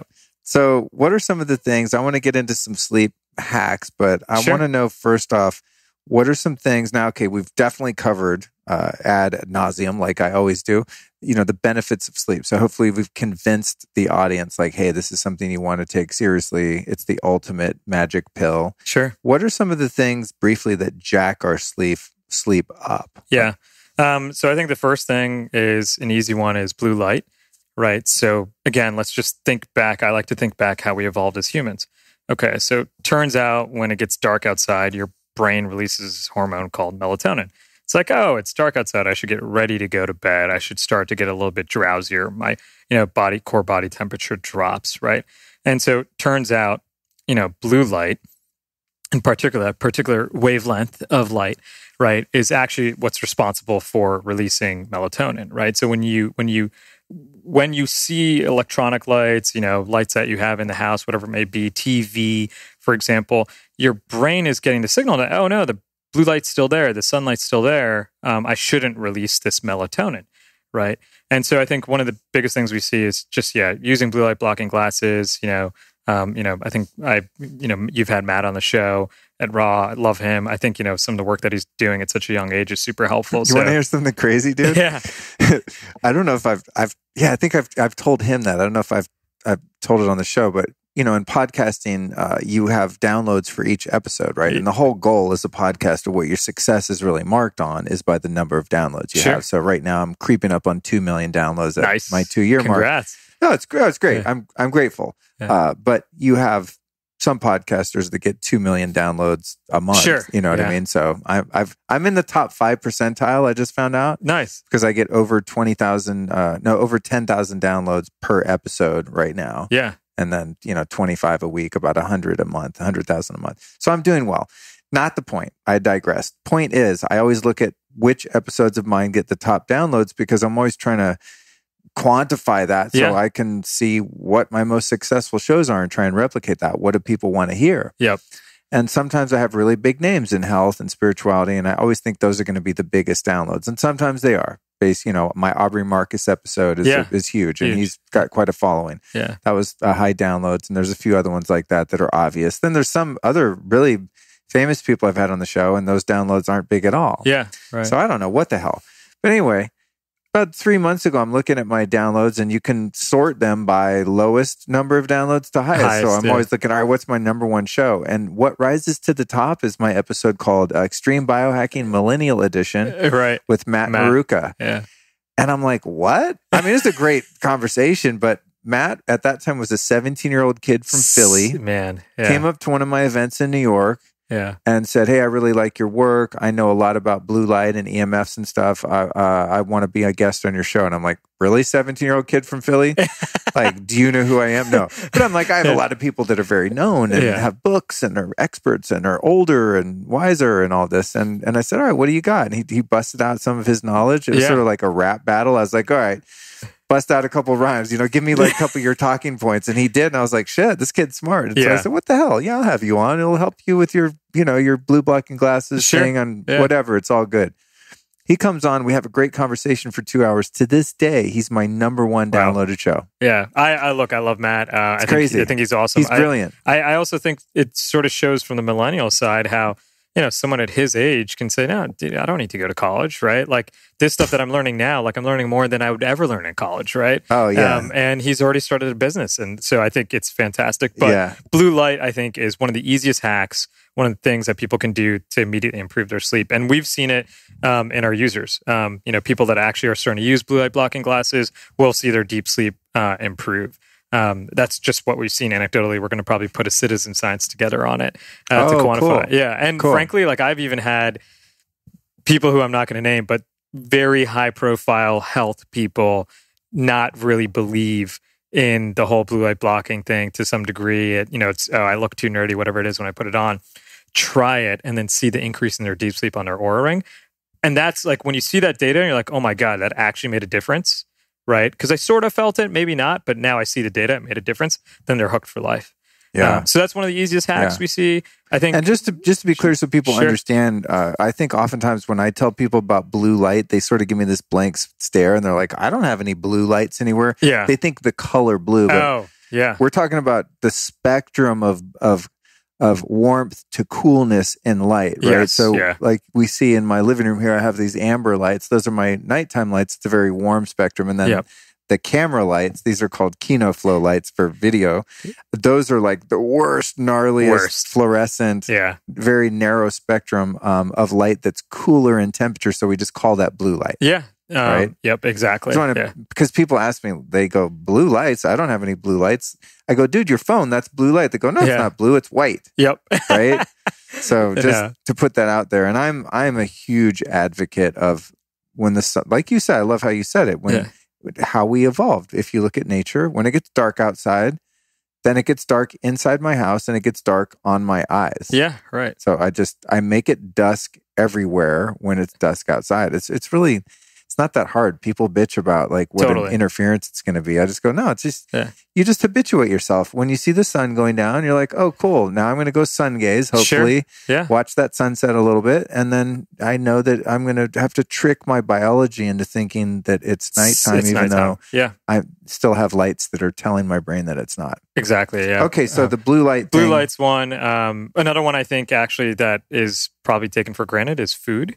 And it's not just, I'm not going to go really after what you eat yet, because I feel like you obviously are pretty good about that with your audience, but actually when. So when you eat, if you eat, within 4 hours of bedtime versus 2 hours of bedtime, we do see a huge difference sort of on the quality of sleep you're getting, and actually also your heart rate variability, something that we track all throughout the night as well. And so, which is a key indicator for stress. And so we have seen some research, I think, recently get published in that there's two groups of cohorts. I forget which university did this, but they did intermittent fasting. And they had one group actually end their intermittent fasting window at 5 p.m. and another group that would end at 9 p.m. And if you looked at sort of all the lipid markers, all the, glucose, blood, all the different things that they took, and even just body composition and weight gain, what they found is the group that actually, they both were doing intermittent fasting, they both saw benefits, but the group that finished at 5 p.m. was something like astounding, like 30% better across the board. So yeah, it turns out actually, that the timing of food matters a ton. And Sachin Panda at the Salk Institute, I think he's done some good work on this, even just showing that when it becomes dark at night, actually when melatonin is released in your body, right, that if you actually have the same, we'll pick a sugary food, your glucose response is actually as much as 50% higher if you eat it late at night for the same food for the same person than if you ate it earlier in the day. Yeah. Oh, that's not fair. Yeah, it's not. Yeah, that totally puts the kibosh on my ice cream. No, and the late night ice cream. We're gonna do this. We're gonna do a citizen science study. I kid you not. We're doing something called Oura Labs. Actually, by the time this podcast airs, it'll be out. Where we're taking groups of people, right, just friends, whoever, just people that have Oura Rings, and we're gonna be like, eat a pound of ice cream, these 30 people, and let's do it sort of an hour before bedtime, right? And you can then see how devastating it is on your sleep versus your average sort of sleep when you don't do that. So yeah, late night foods, especially desserts, are terrible. The other big one is alcohol. I know people don't want to hear it. I didn't like hearing it either. But when you see that data and see how much worse your sleep is and your resting heart rate and your heart rate variability, it does make a huge difference. So what we just actually, I think, I'm not going to tell people not to drink. What I'll tell you to do is actually just drink earlier. So have that drink at 4 or 5 o'clock like they do in Europe. Don't have that after glass, sort of cocktail, right? Or, nightcap. That totally wrecks your sleep. So I think the timing of alcohol is huge, and obviously the amount as well. Yeah, I think people have the misconception that if you're sort of buzzed or drunk, because you have that sensation again, you get tricked into thinking that you're sleeping deeper or better than you are. And when you're sort of drunk and you kind of quote unquote pass out, you're like, oh man, I just passed out. I slept like a rock. No, you didn't. Yep.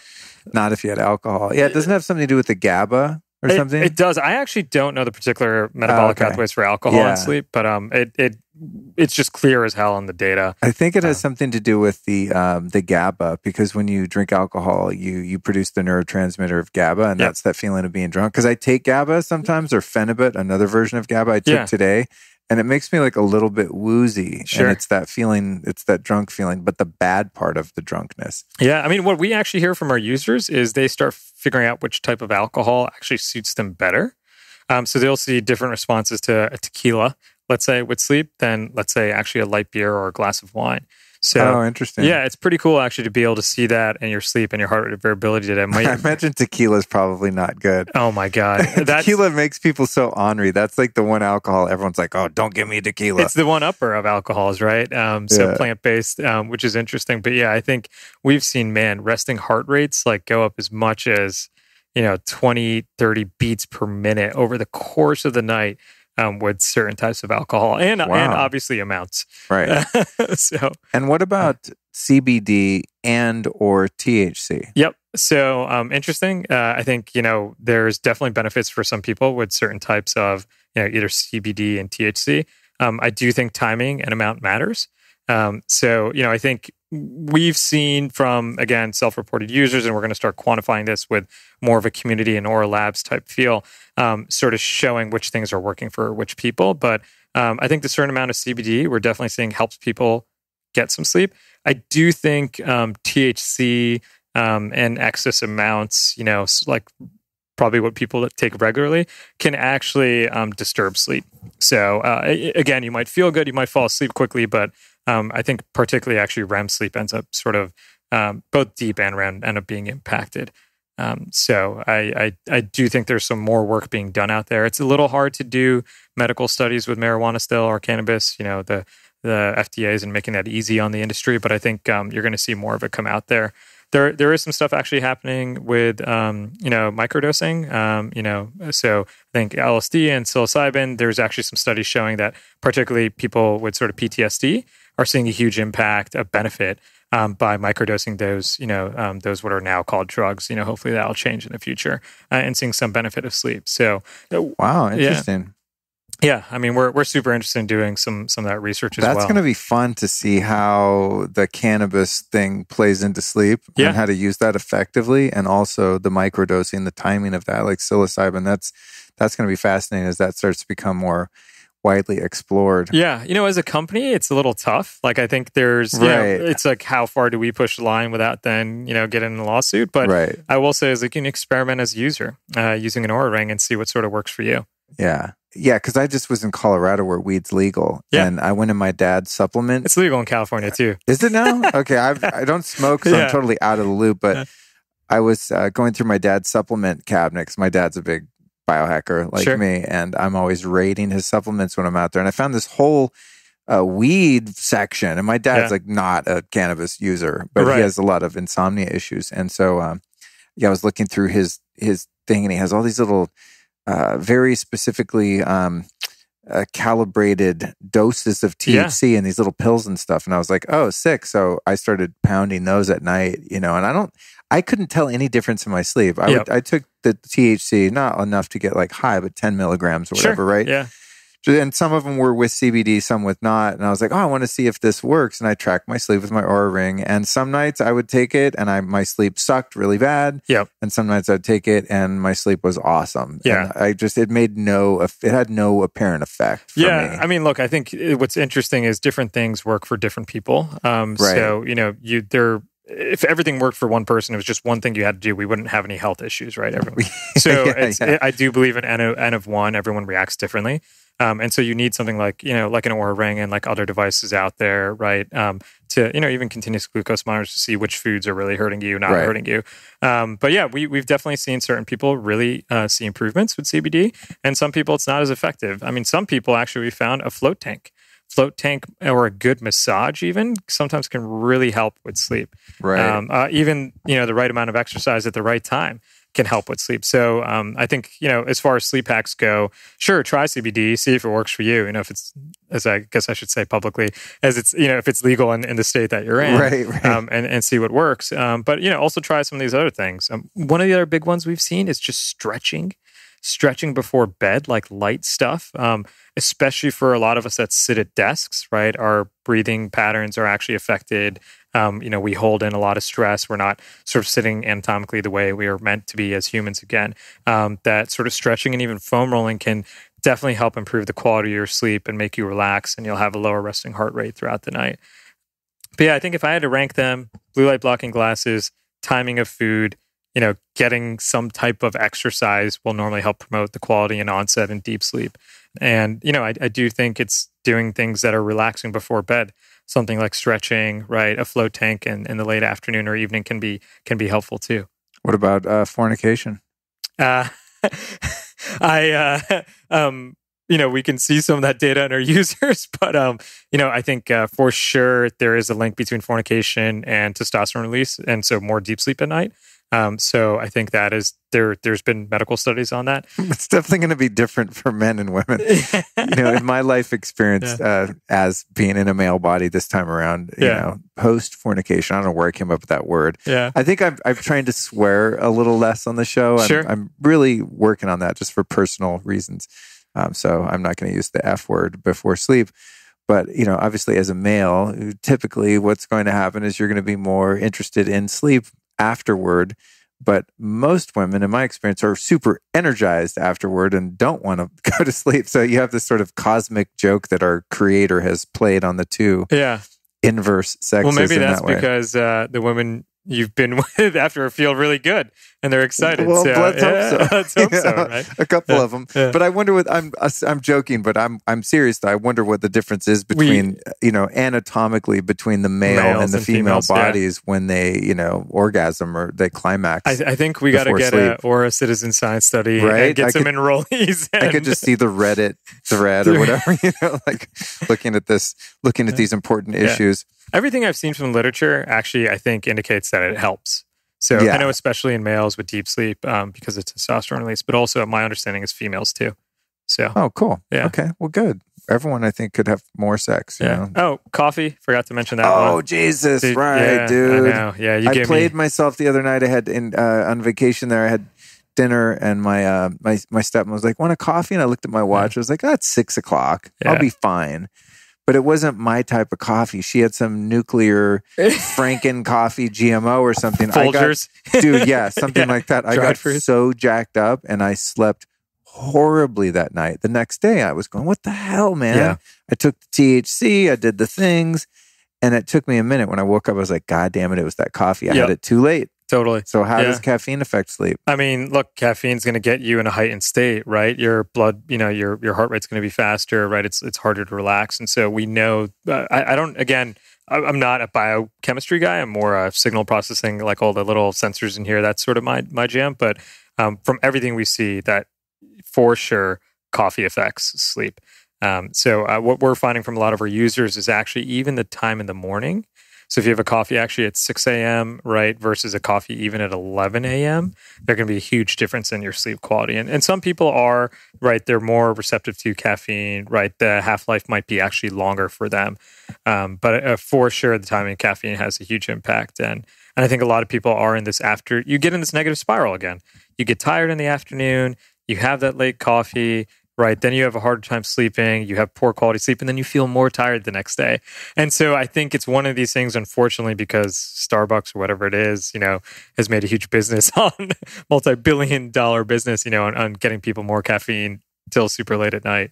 But yeah, we totally see that at wreck sleep. Okay, good to know. Another self-discipline, did not have coffee too late in the afternoon. It doesn't seem to affect me having, any time in the morning, I'm good. But again, doing that at dinner is like...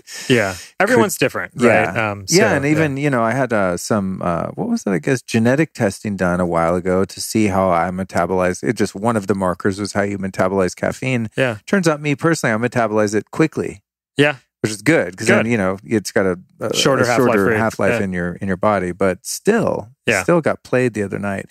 So let's talk a little bit about a lot about the tracking then, and I think we'll probably close with this section because now we've covered a lot, like why sleep's important, some of the things that help it, some of the things that hurt it. So we're motivated, I think, at this point to really pay attention to this in this episode. But what I think has been most impactful for me, and I'm not just saying this to kiss your ass because you're my guest and you're at a sleep tracking company, but honestly, getting the ability to track my sleep, and I'll tell you how I did it first and how I do it now, has improved my sleep more than anything because I gamified it. And now I have this personal challenge to crush my sleep records. Yeah. And I text them to, like the other night in Colorado, I slept 10 hours. I got a 94, I think, on the Oura app score. And I was like, yes, mother effers. And I texted it to my brother. I was like, burn, dude, look at that. And I was all proud of myself. He's like, whoa, bro, how'd you do that? And we're all, cheering each other on. Then a couple nights later, I got a freaking 70 or something. And I was like, womp, womp. Yeah. 5 hours sleep, just horrendous. I think it was the coffee night. But what I think the real value is being able to encourage yourself and to have that score. And then also, within the Oura app, which is cool, you can take notes. Oh, this night I had a coffee at 5. This night I had sex. This night I did weed. This night I ate ice cream at 12 a.m. and climbed right in bed. This day I did everything right. And exactly. It's like you can see what works for you because subjectively for each of us, the rules of the game when it comes to sleep are a little bit different. So, and frankly, I think it's hard to remember, right? You can almost can't remember. Like if you don't have something that's tracking, it's like, oh, how did you sleep 3 nights ago or 4 nights ago? shit, I don't remember. I don't remember what happened 2 hours ago anymore, right? So it's like trying to, I think, even just put that together without having some data is really, really hard. The first thing I got was this app called Sleep Cycle, and it's got some sort of little sensor microphone. It uses your phone microphone. You put it on under your pillow. Yeah, you put it next to your bed on airplane, of course. I'm not that crazy, but that was good. And then it had some correlation. It's not very accurate, but it has some correlation. I mean, definitely.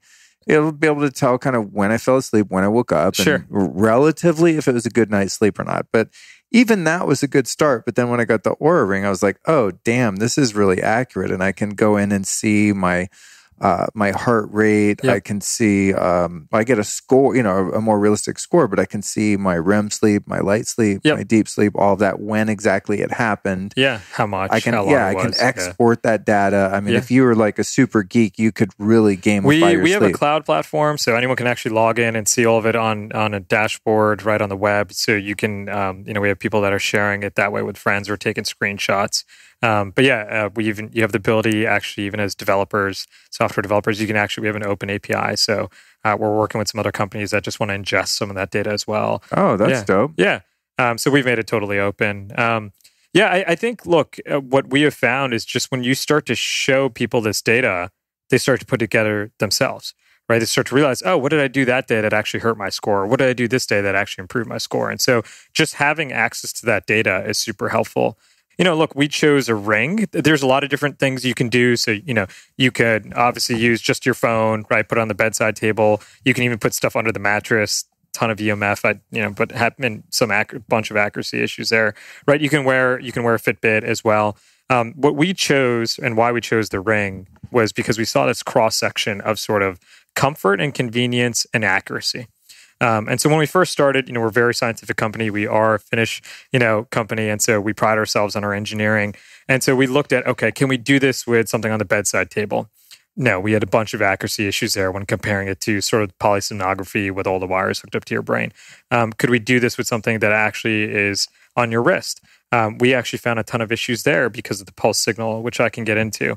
And so what we found actually with the finger is that because that pulse signal is so strong, it's basically, if you look, I know most people won't watch this video, they'll probably listen to it on the podcast, but look at your wrist, right? And if you look at your wrist, actually, we know as a kid, where do we measure our pulse? On the inside of the wrist, right? And that turns out that's where your arteries are, right? And so your veins are on your other side of your wrist. And so there's way more blood flow in those arteries than veins. That's why, if you cut yourself on the inside of the wrist, you might bleed to death pretty quickly. Those same arteries that have way more blood go into, your palm and your fingers. And then your skin is super thin here. It's almost transparent, right? You can see that redness, right? And so it turns out those arteries come super close to the surface of the skin, so that pulse signal is really rich. So what that allows us to do at Oura is sample that heart rate really, really sort of super frequently. So we actually measure your heart rate at 250 hertz. So 250 times a second, we're shining an infrared light, which infrared light, we chose for a reason because we do know there's health benefits associated with it. Also because you can't see it, so it doesn't bother you at night. And so we're able to shine that at 250 hertz. Most other wearables, a Fitbit, an Apple Watch, wrist-based devices are only sampling at 10 to 20 hertz. So, we're sampling, 20 times to 10 times more than those other devices. That gives us a very accurate sort of pulse waveform, which we then are able to deduct, heart rate variability, respiration, but also other characteristics, which I can't say on the show, what we use for staging sleep. So turns out it's a much more accurate place to measure data, and then it's more convenient. And frankly, it actually looks better. So think about watches. You're a really stylish guy. You have way more style than me. A lot of people into fashion have nice watches, right? There's 500 million plus watches sold each year. But how many people wear those watches to bed? Not that many, right? Basically zero, right? And the reason is if you wear a watch to bed, it's annoying. Your wrist hurts a little bit the next day, right? It's a little cumbersome. It gets in the way, especially if you're having sex, right? Or fornicating, you might hit your partner, it's not the most comfortable I'm going to bring thing. that word back. fornication. Like you already picked it up. So, wrist actually ends up being just uncomfortable, and they need bigger lights and brighter lights to measure that heart rate. So I think, a lot of the Fitbits, the green light is pretty bothersome at night, and our heart rate data is actually more accurate, which helps us with sleep. The other thing we also see is actually temperature. So we know when you go to bed, actually your core tries to cool, right? So, and if you look at sort of your body, think about when you get cold or hot outside or at night, it's your extremities, right? Your fingers, your toes, right? That sort of get cold and hot. And so that also helps us. We see that temperature data way more accurately than you do on the wrist. And actually some of that's also useful for fertility. So some women are using their Oura Rings to sort of track when they're ovulating, and we put out a pretty good... What? Yeah. Because the temperature data is really, really accurate. And no way. Yeah. Wow, that's cool. Yeah, we'll share we did a really good blog post about it, sort of what happens to your temperature change as a woman when estrogen and progesterone is released. So trip out. Yeah. So you might have just explained hot flashes too when women go through menopause, right? Wow. Okay. So there's on the inside of here, when I take off my ring, there's little sensors in here that are actually shining infrared light onto my finger then. Yeah. So we have two LEDs, and those are shining at 250 hertz. Mm-hmm. And then we have a detector in the middle. So that's actually grabbing the reflection of the LED. We also have 3 temperature sensors in there. So we have, we're measuring your temperature on your finger. And then we also have an accelerometer. So we do capture steps and movement as well. And actually a gyroscope. We sort of took everything that's on a regular wrist-based wearable and put it on the finger and frankly made it look good. It's super lightweight. It's titanium. We chose that for a reason, so you basically can't feel it when you sleep. Most people then don't have to ditch their watches. I think, there's one person female, she actually remarked this to me. She's like, I used to call wearables unwearable. Because she's like, I would never want to go out at night. I'd never want to be out with my friends, like going to a nice dinner and have my Fitbit on. And so she's like, this is great. I just look at no one even knows that I actually have something on. We won a Red Dot. We won a design award, right? The Red Dot Design Award. So that's a pretty prestigious award given for sort of, design and technology. Something that troubles, congratulations. Yeah, thanks. Appreciate that. Something that troubles me about wearables is the Bluetooth signal that's being constantly emitted by them. I remember when Apple Watches came out, I was like, that's great. But dude, now you not only have a cell phone signal, like a cellular, what do they call that? Like a data signal, right? And then you also have Bluetooth and Wi-Fi literally on your wrist, dude, where all of those arteries are. Yeah. I mean, that does not sound like a great idea. I would never wear one of those. Especially when you're sleeping, it's close to your head. Oh my God, right? I didn't even think about that. Yeah. Yeah, I mean, even with my iPhone these days, just the more I learn about EMFs and stuff, I'm not paranoid. Obviously, I use my phone, but if it's on my body, 90% of the time it's on airplane. Yeah. So thanks for bringing that up. We are one of the only wearables that has an airplane mode. So you can actually turn off the Bluetooth. And to turn it back out, some people ask, how do you turn it back out of it? You just pop it in the charger and then it'll actually pop out of airplane mode. And you can sync data. You can actually store data without connecting to your phone on here for it's actually longer, but we're telling people publicly 4 weeks without syncing your data to your phone. And so all of it's actually stored on this ring. Dude, it's crazy. And also the battery on the... I don't know how you guys made this damn thing so small, like how it does all that. Sometimes I'm thinking, is this shit even real? Because it's so light. It feels like a Cracker Jack fake ring. I mean, honestly, it looks cool, but it has no weight. Yeah. And then when you charge it, I don't know, I haven't counted the amount of days, but I'll forget to charge mine. I feel like for a week at least. It's a week. Yeah. Okay, so, yeah. And then I'll get a little notification on the app like, hey, you're down to 10%. Sure. Make sure you charge it before you go to bed. But then it charges hella fast too. Yeah, I think it's about an hour. I mean, I think depending on how decharged you let it go, but most people I think charge it so that 10 to 15%, so it ends up being a little bit over an hour. It's crazy. I'll be getting ready for bed and oh man, my Oura Ring's low. I'll put on the charger and I think, I'll have to pick it up tomorrow, but then I check it and it's already charged. Just in a couple hours before I go to sleep. And then I don't. I just took it on that trip to Colorado and no charger. I didn't even bring the charger. And I was there for a week, and on the last day it got down to like 3% and it's still tracked. Okay. but it wouldn't give me all the data on the app. So I was like down to that last little hair of a battery life. And I was like, God damn, that's pretty good. I mean, you could take a trip and not even bring your little charger and you're stoked. Totally. Yeah, no, it's we have cool. Another friend of mine, he just was like, man, my parents, they love them, and they went to Europe, but they didn't bring their chargers, and they thought they were going to make it the whole trip, and it was like one night short. So he was like, but it's still pretty cool not to even, you don't really have to think about it. Again, we designed it that way. We wanted to blend in with your life. We didn't want it to be a lot of hassle. We didn't want it to get in the way when you sleep. We put that airplane mode because we do have concerns about EMF as well. Certain types of people, that we have seen, actually some with Lyme disease tend to have more, EMF tends to look like it's more sensitive. So it disrupts their sleep more. So, but yeah, I mean, we try to make it as seamless, as fashionable, blend in with your life. We don't want, people have asked, why don't you put lights on it or something like that? We have enough distractions, right, in our life, right? People are touching their phones. I think it's something like 150 times a day on average, right? So we're already distracted enough, right? We don't need something else to distract, but we want to make something that could actually help you and look good too, right? What's up with the other element of tracking, where it tracks your HRV or heart rate variability? Yeah. And before I forget, I'm just going to open up my Oura app right now because we could do this afterward off air, but I have to pick up my dog soon. Yeah. So we're short on time. But when I look at my, let's see. So when I look at my trends here, let me go into trends, and where's my HRV, readiness. It looks like, generally speaking, and I wear this ring 24/7.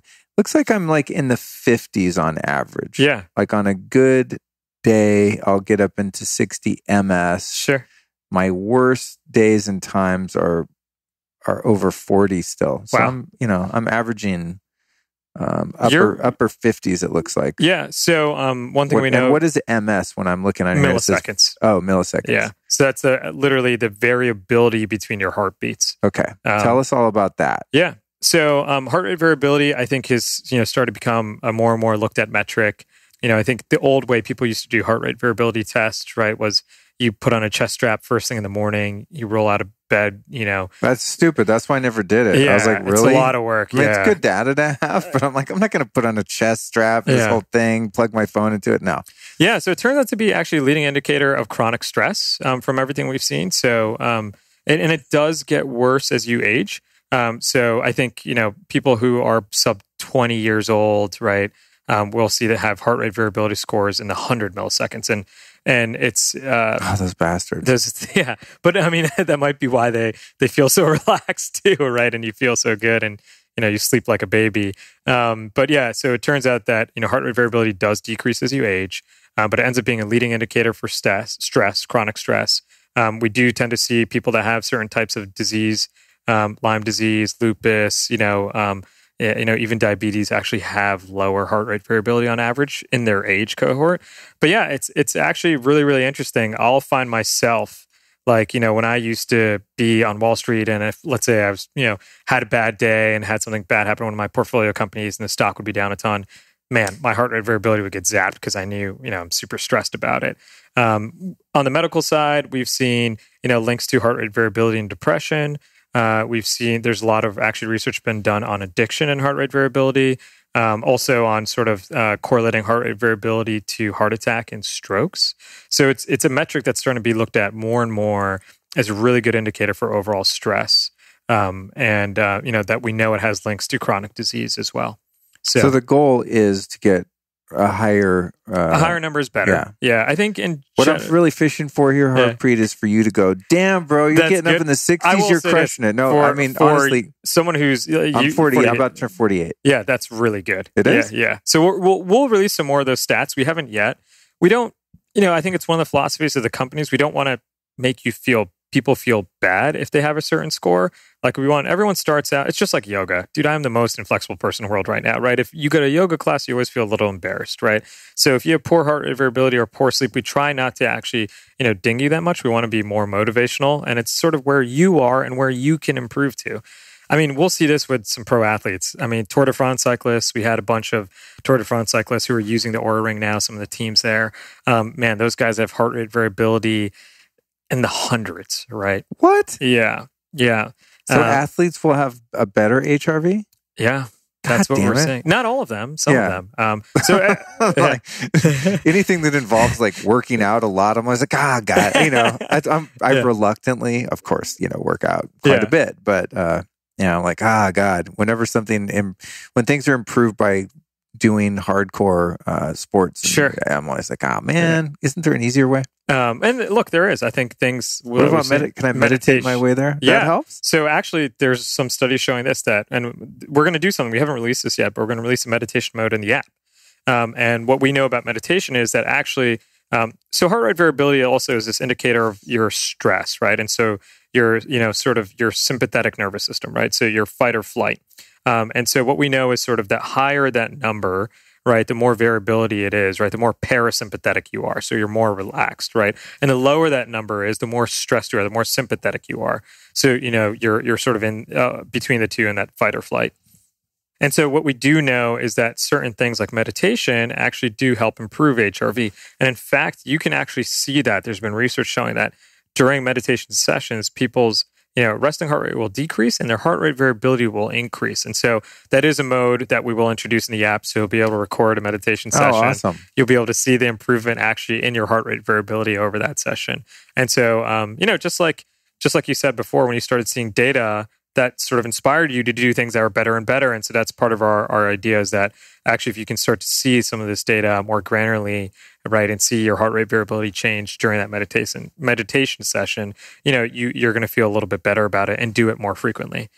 Oh, that's huge. You can also apply it to, for those of us biohackers that have very meaningful technologies like the AMP coil and the Nano V and the vital reaction hydrogen inhaler, like the big dogs that I use that are thousands of dollars and really powerful kind of health interventions in some cases.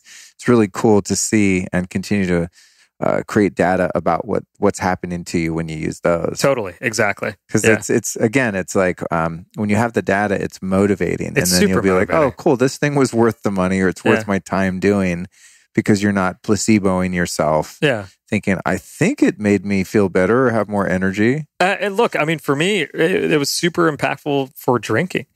When I'd go out with friends, and you're at dinner, like it's sort of hard sometimes to say no to that drink. You're like, well, everyone else is doing it. I'll have a drink or two. I'll feel good. I started to see how bad some of my data was. I was like, man, this is killing me. And it's not like I was having 7, 8 drinks. I was having 1 or 2. And so I think just seeing that data totally, made me realize, wow, this is actually really hurting me. And I stopped doing that. So.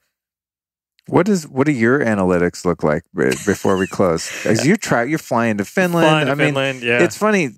I'm like, hey, I want to have you on the podcast. You're like, oh, I live in San Francisco. Cool. Yeah. I'm like, oh, well, when are you coming in LA next? And you just go, oh, I'll just jump on a plane and come down for the recording and just go home. Yeah. Like, oh my God, I would never do that. I would get so thrashed from going in the airports and the Ubers and all that stuff. So you're traveling around a lot. What do your scores look like? Actually, I think I had pretty good scores the last few nights. My heart rate variability last night was probably in the mid 60s.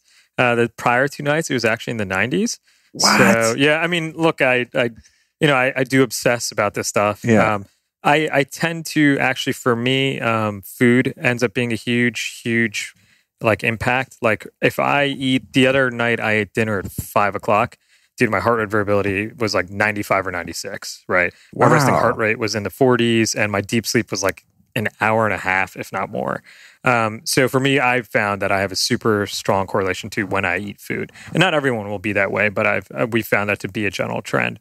Look, I have paid a lot of attention to travel hacks. So when I travel, I fast. I don't eat on planes, like when going on sort of into a different time zone. Or, honestly, like for almost like 18 to 24 hours. I also exercise in the morning when I go to a new place. So like, when I go to Finland, I try to get some exercise that next morning, right? That helps actually reset your circadian rhythm as well. I do use the human charger.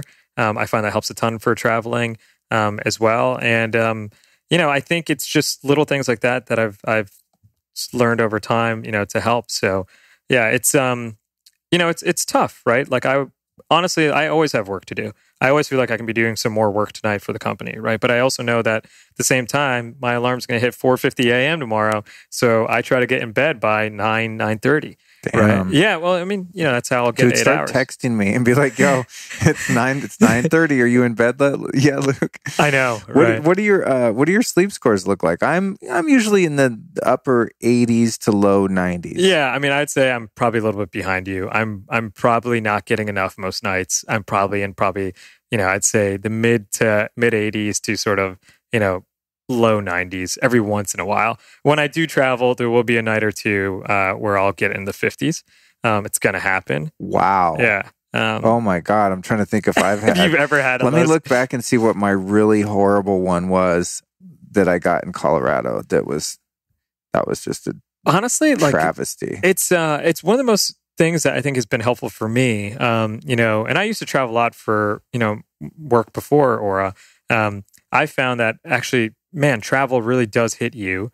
And then I can see it in my data, and then I'll know, like, guys, I really got to pull back a day or two. I can't hang out with you that night, or I can't stay up late working because I really need to recharge. And so that's one way it's really helped let me know sort of my boundaries. Sorry, I wasn't even listening. You're like, let me find the lowest number. I'm trying to look at some of my data here. Okay, so there was one crap night I had on vacation. Okay. Here it is. So I got my total efficiency was a 79. My sleep score, tossing and turning a lot. My sleep score was a 69. Okay. My total bedtime 10 hours and 20 minutes. Wow. So you were turning a lot. My total sleep time 8 hours 9 minutes. So you're awake a lot during the middle of the night. I had 4 wake ups. My efficiency was only 79%. My deep sleep was only 10 minutes. Wow. 2% of my sleep was deep sleep. So I was jacked up. Latency, 1 hour and 3 minutes. So wow, it took you a while. It took me an hour to fall asleep. And then my timing sucked because I went to bed super late. Yeah. And that was just, oh my God, those nights just below. But then, there was the one, where's my one good one? Here's a 68. Oh yeah, here we go. I love it when the nights when I just absolutely slay. And I love to brag about them. Just for this one, the efficiency. Yeah, here we go. Okay, total bedtime, 9 hours, 41 minutes. Total sleep time, 9 hours, 22 minutes. Wow. This is one of my proudest moments. Yeah. I posted this on my Insta stories. Yeah. Sleep efficiency, 97. Holy cow. Overall sleep, 92. Efficiency, 0 wake-ups. Wow. REM sleep, 3 hours, 4 minutes. Deep sleep, 1 hour, 21 minutes. Now, check it out. I would have gotten an even higher score, but I got that little pay attention. Oh, yeah. Where it's your timing. I hate that thing. It's red. Pay attention. And I didn't go to sleep until 11:57 p.m. Okay. All right. But think that night, if I would have went to bed at 10 right. and got that kind of quality and duration of sleep, I would have got 100%. Or even at that point, maybe just 11. Yeah. It's one of my top scores of all time. I'm trying to think. So proud of that. I've seen 99 sleep scores. I don't know if I've seen 100. I think we have had one user or a few users hit 100, but so there is 100. Yeah, exists 100. I Oh my God! I personally don't know someone that is. I definitely have people who've texted me their sleep data when they've gotten 99s and stuff like that. Oh man, that's amazing. The activity score, we've had people hit hundreds for sure on the activity score. And what is the activity score? Yeah, I mean the activity score. I mean, again, just like any other, we put the motion sensors in there to track steps. Get people moving every hour. Oh, okay, okay. So right. Each of the scores, we have a pretty detailed explanation for how we calculate each one, and it's on the blog. And you can actually click any of the bars. So if you click I know we got to make that a little bit easier so people know. So you can click and get a description like, why does sleep timing, what do I need to do to actually get that score, that sub score, that bar up into the green instead of the red, or the blue instead of the red in our case. But I don't, it's funny. I don't look at the activity one that often. Yeah. Because it's not something that I gamify. I'm as active as I possibly can every day. Yeah. You know what I mean? Yeah. But I think some people are definitely more, people that are more into fitness and don't just do it as a basic requirement like I do generally. Yeah. I think those people would be much more interested in that aspect of it. Yeah. I'm always like, oh, what? I did what today? Oh, great. Yeah. Because some days I crush the activities and go, what? Oh yeah, I did. I went to the gym and I walked the dog a million times and stuff like that. Got Cookie playing with the dog more. Yeah, exactly. Oh, speaking of Cookie, I go pick her up soon. Yeah. Okay, so So anything else new and exciting for you guys you want to talk about before we wrap it up? Yeah, You've got the meditation mode, so which is meditation cool. mode is coming. That'll be released soon. The other thing we started doing is actually we will be importing all the other types of activity data from HealthKit. So if you ride a bike, you use like a Garmin or some type of thing on your bike, or you use some other app to track your workouts, that data will start to be imported. So you'll see it reflecting your activity score. I think we will be releasing a lot more of this data. So if you are a 45-year-old strapping young male, right, what does your sleep data look like versus other 45-year-olds, right, to help you sort of understand. And we will be introducing actually something to help you with all your notes, making that note process sort of taking easier, and then actually helping you with sort of correlations. So, hey, actually, Luke, did you know the nights that you went to bed at 11 o'clock, your sleep score is actually always 10 points higher than your average, right? And nice. Here's why. You get 10% more deep sleep when you go to bed at 11 versus midnight. And, here's how much more REM sleep you get. So we will be providing a little bit more analytics on some of these correlations as well.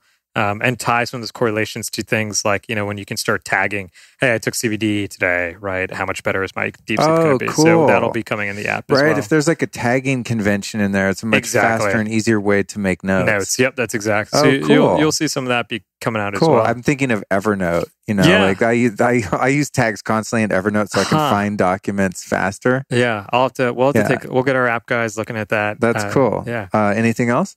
I think that's most of the exciting stuff. I can't talk about everything. Yeah. And for people, I had the old version of the Ring, which was cool, but it was much bigger and cumbersome. Yeah. So with this generation, how much are these? Just I don't even know. Sure, offhand. it's $299, and then I think you're going to be given, we have a discount code set up for you. Yeah, so, I'll announce that in the intro and the outro and stuff. Cool. I'm just curious right now because I don't even know how much the new one is. Yeah, so it's $299 and people get $50 off. We do have a premium color, a stealth black, a matte black, and a rose gold, and those are $399. Ooh, damn. That's not bad for like something this valuable that adds to your life. It's funny just thinking about, because the way I think about anything is in the return. So if I'm looking at buying a piece of technology or whatever it is, I'm always the guy who buys the best vacuum because I only want to buy that vacuum once time. So I have like the super duper Italian Ferrari of vacuums. And I literally have had that son of a bitch for 6 years. Nice. Yeah. Instead of going to Target and getting the $50 one every year, right?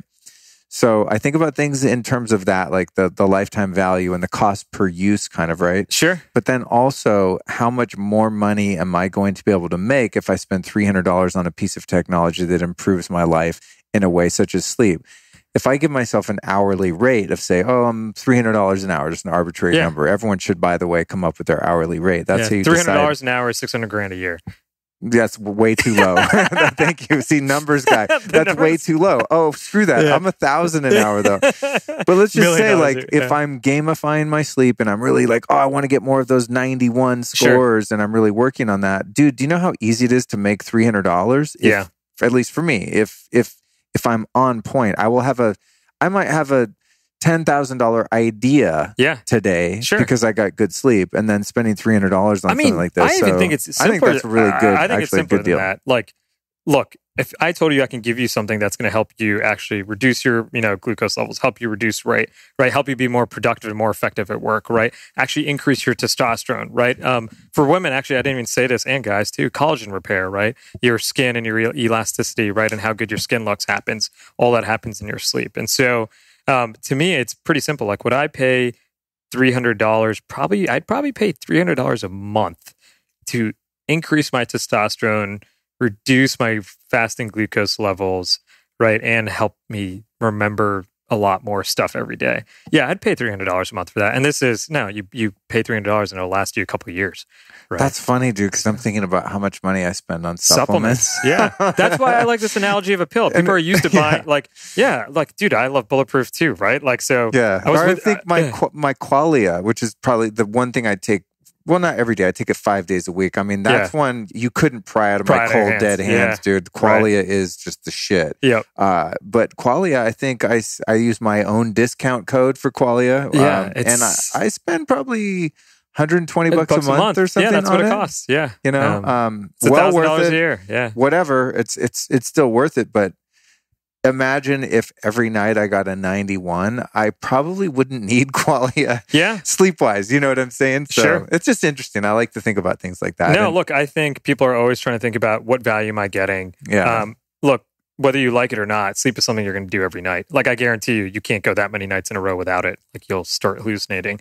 You're going to do it crystal every night. meth users are listening, are aware of that. Yeah. So I think it's something you're going to do. Former or current users, I might add. You're going to do it every night. If you live to be 80 years old, it's about a third of your life. So think about, this is something you spend 24 years of your life doing, is sleeping. 24 years, right?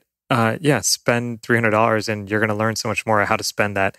Make sure that that third of your life is the best third. And so that 1/3 of your life improves the other 2/3 of your life.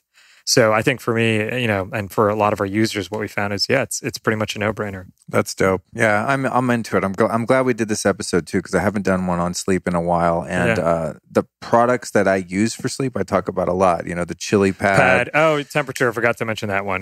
Sleeping in a cold ass environment. Yes, totally. The helpful. chili pad, the bed jet, my Altera Pure Organic sheets. I think there was one other thing I used. Samina bed, which I'm saving up for. The ultimate bed. I haven't bought one of those out of from Austria. So, I mean, like, I actually am not just raw optics, blue light blocking glasses. Yeah. So I really invest a lot of time and energy, and I spend money on stuff that helps you sleep better too. Dude, guess experimenting with different supplements. Guess how much people spend every year in the world on things related to sleep? Let me know. $40 billion. What? Right? So people are spending $40 billion, right? Because think about that. That Samina bed, a couple $1,000, right? A couple? Oh, you mean like 10 to 30? I forget. Yeah, they're insane. Depending on the upgrades. But The blue light blocking glasses, right? $100, right? The certain types of supplements, herbal teas, whatever you might take, right? Again, adds up to a couple $100 over the course of the year, right? So how do you know what stuff's actually working for you the best, right? How do you know? And so, this is a device that you can actually use and see what things are helping you the most. So it'll actually help you probably save you money over time. Right, because you're blowing money. You're taking some supplement or some CBD or something, and it has no effect on your sleep, but you're still spending $60 a month on it. Yeah, exactly. That's funny. Yeah. All right, dude. Let's go to Belcampo and get something to eat. Nice. Okay. And get cookie. Yeah. Well, yeah. God, the dog. I just checked. I just looked up Healthy Spot where I get her groomed, and they're open till 8, so we're cool. Okay. I always have this nightmare when I take her to get groomed. I'm like, I don't want to be the bad dad that forgets her. And they're like, sir, we had to take your dog home because you just bounced and never came and picked her up. But we're good. Where are social media addresses and websites, social, and all that? www.ouraring.com. So OURA ring, RING.com. Instagram, I think we're just at Oura Ring. I think Facebook you are. too. Yeah. I tagged you guys. Yeah. Okay, cool. Yeah. So our social media is pretty simple. Yeah. Cool. Awesome, dude. Well, great to see you. And likewise. Thanks for coming on and talking about sleep, man. Dude, thanks for having me. Honestly, it's been awesome to meet you. I'm glad we met at Tony Robbins back when we did in San Jose and hit it off. And frankly, I think like the stuff that you're doing on the show, the guests that you've had, I just feel honored to be part of it. Oh, thanks, dude. Yeah, it's good to have you. And I got to say, I'm actually even more inspired tonight when I'm looking at that the Ozark series, just waiting to pull me in. I might have a little more discipline knowing that this is something that's really valuable to pay attention to. Totally. So thanks for doing what you do, brother. Thanks, man. You know what you just did? You just completed episode number 172 of the Lifestylist podcast. Man, we're creeping up on 200 episodes. We're creeping up on 2 million downloads. Please make sure and share this episode with a couple friends. The app makes it really easy to do that. Click on the bottom right, click share, copy the link, text it, email it to a couple friends that sleep like crap, and let's get them sorted out. But seriously, super exciting stuff. We've got some great episodes coming up. Next week, we've got Aaron Bigelow and Dr. Deborah Drake, number 173. That comes out Tuesday. And we're going to be talking all about parasites, mold, heavy metals, yeast, Lyme disease, all that nasty stuff that oftentimes ruins your health and causes all sorts of other seemingly unrelated problems. So make sure you subscribe to the show so you don't miss that bad boy. And I've got an upcoming event December 14th through 16th at the Neil Strauss Intensive in Los Angeles. We're going to be doing a biohacking bonanza over there. So go to lukestory.com/events to get in on that action. And then as a reminder, if you listen to this episode and you're like, whoa, this Oura Ring sounds cool, I want a piece of that. Well, I've made it super easy. And as I said in the intro, our guest Harpreet has been generous enough to kick down a $50 discount, which is quite substantial. So you want to go to ouraring.com. That's O-U-R-A ring.com, ouraring.com. Throw a ring in your cart, pick a color. I personally got the silver one, and then I took some, I think it was like 300 grit sandpaper, and I sanded the shininess off it and made it sort of matte silver, which just kind of fit my vibe better. You know where I got that idea? Harpreet's ring was like that, and I thought he had some like custom CEO next level stuff. He's like, no, dog, it's called sandpaper. So very cool rings. And the thing I like about them too is they're not lame looking. Like I still have a bit of an ego. You know, I got my vanity, I'll admit it. I have a specific style, and I don't want a ring to C-block my vibe. You know what I'm saying? So go to ouraring.com, use the code LIFESTYLIST. That's one word, LIFESTYLIST, and save $50 off a ring in whatever color suits your fancy.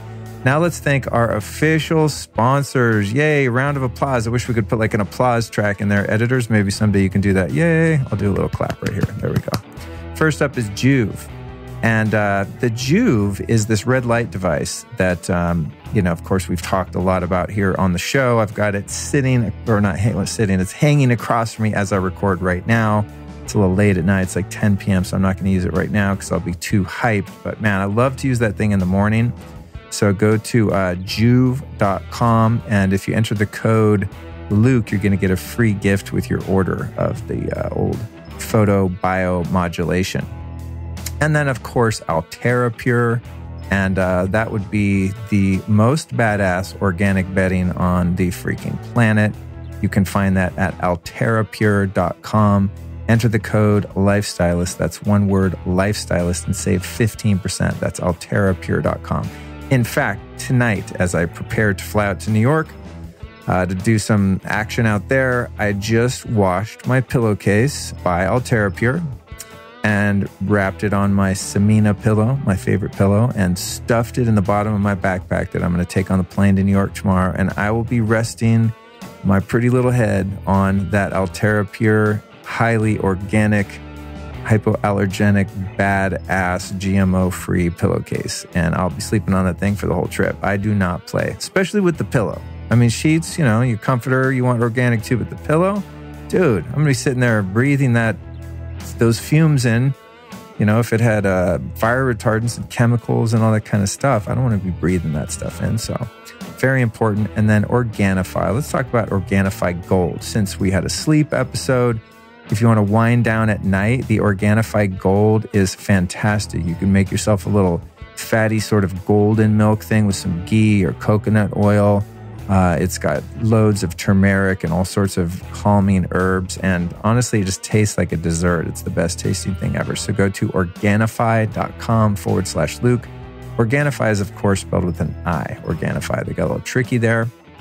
Use the code LIFESTYLIST. Once again, one word, LIFESTYLIST, and save 20% off your Organifi order.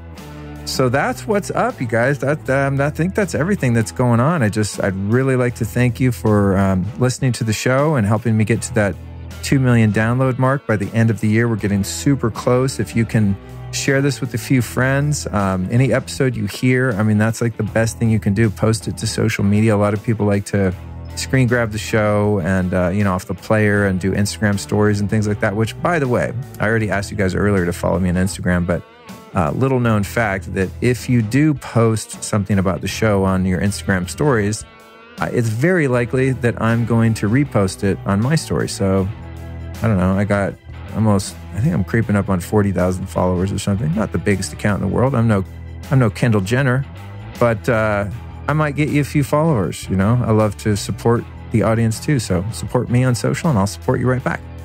All right. I think that's it. I will catch you next week for another episode of the Life Stylist Podcast. Until then, be well, and by all means, sleep well.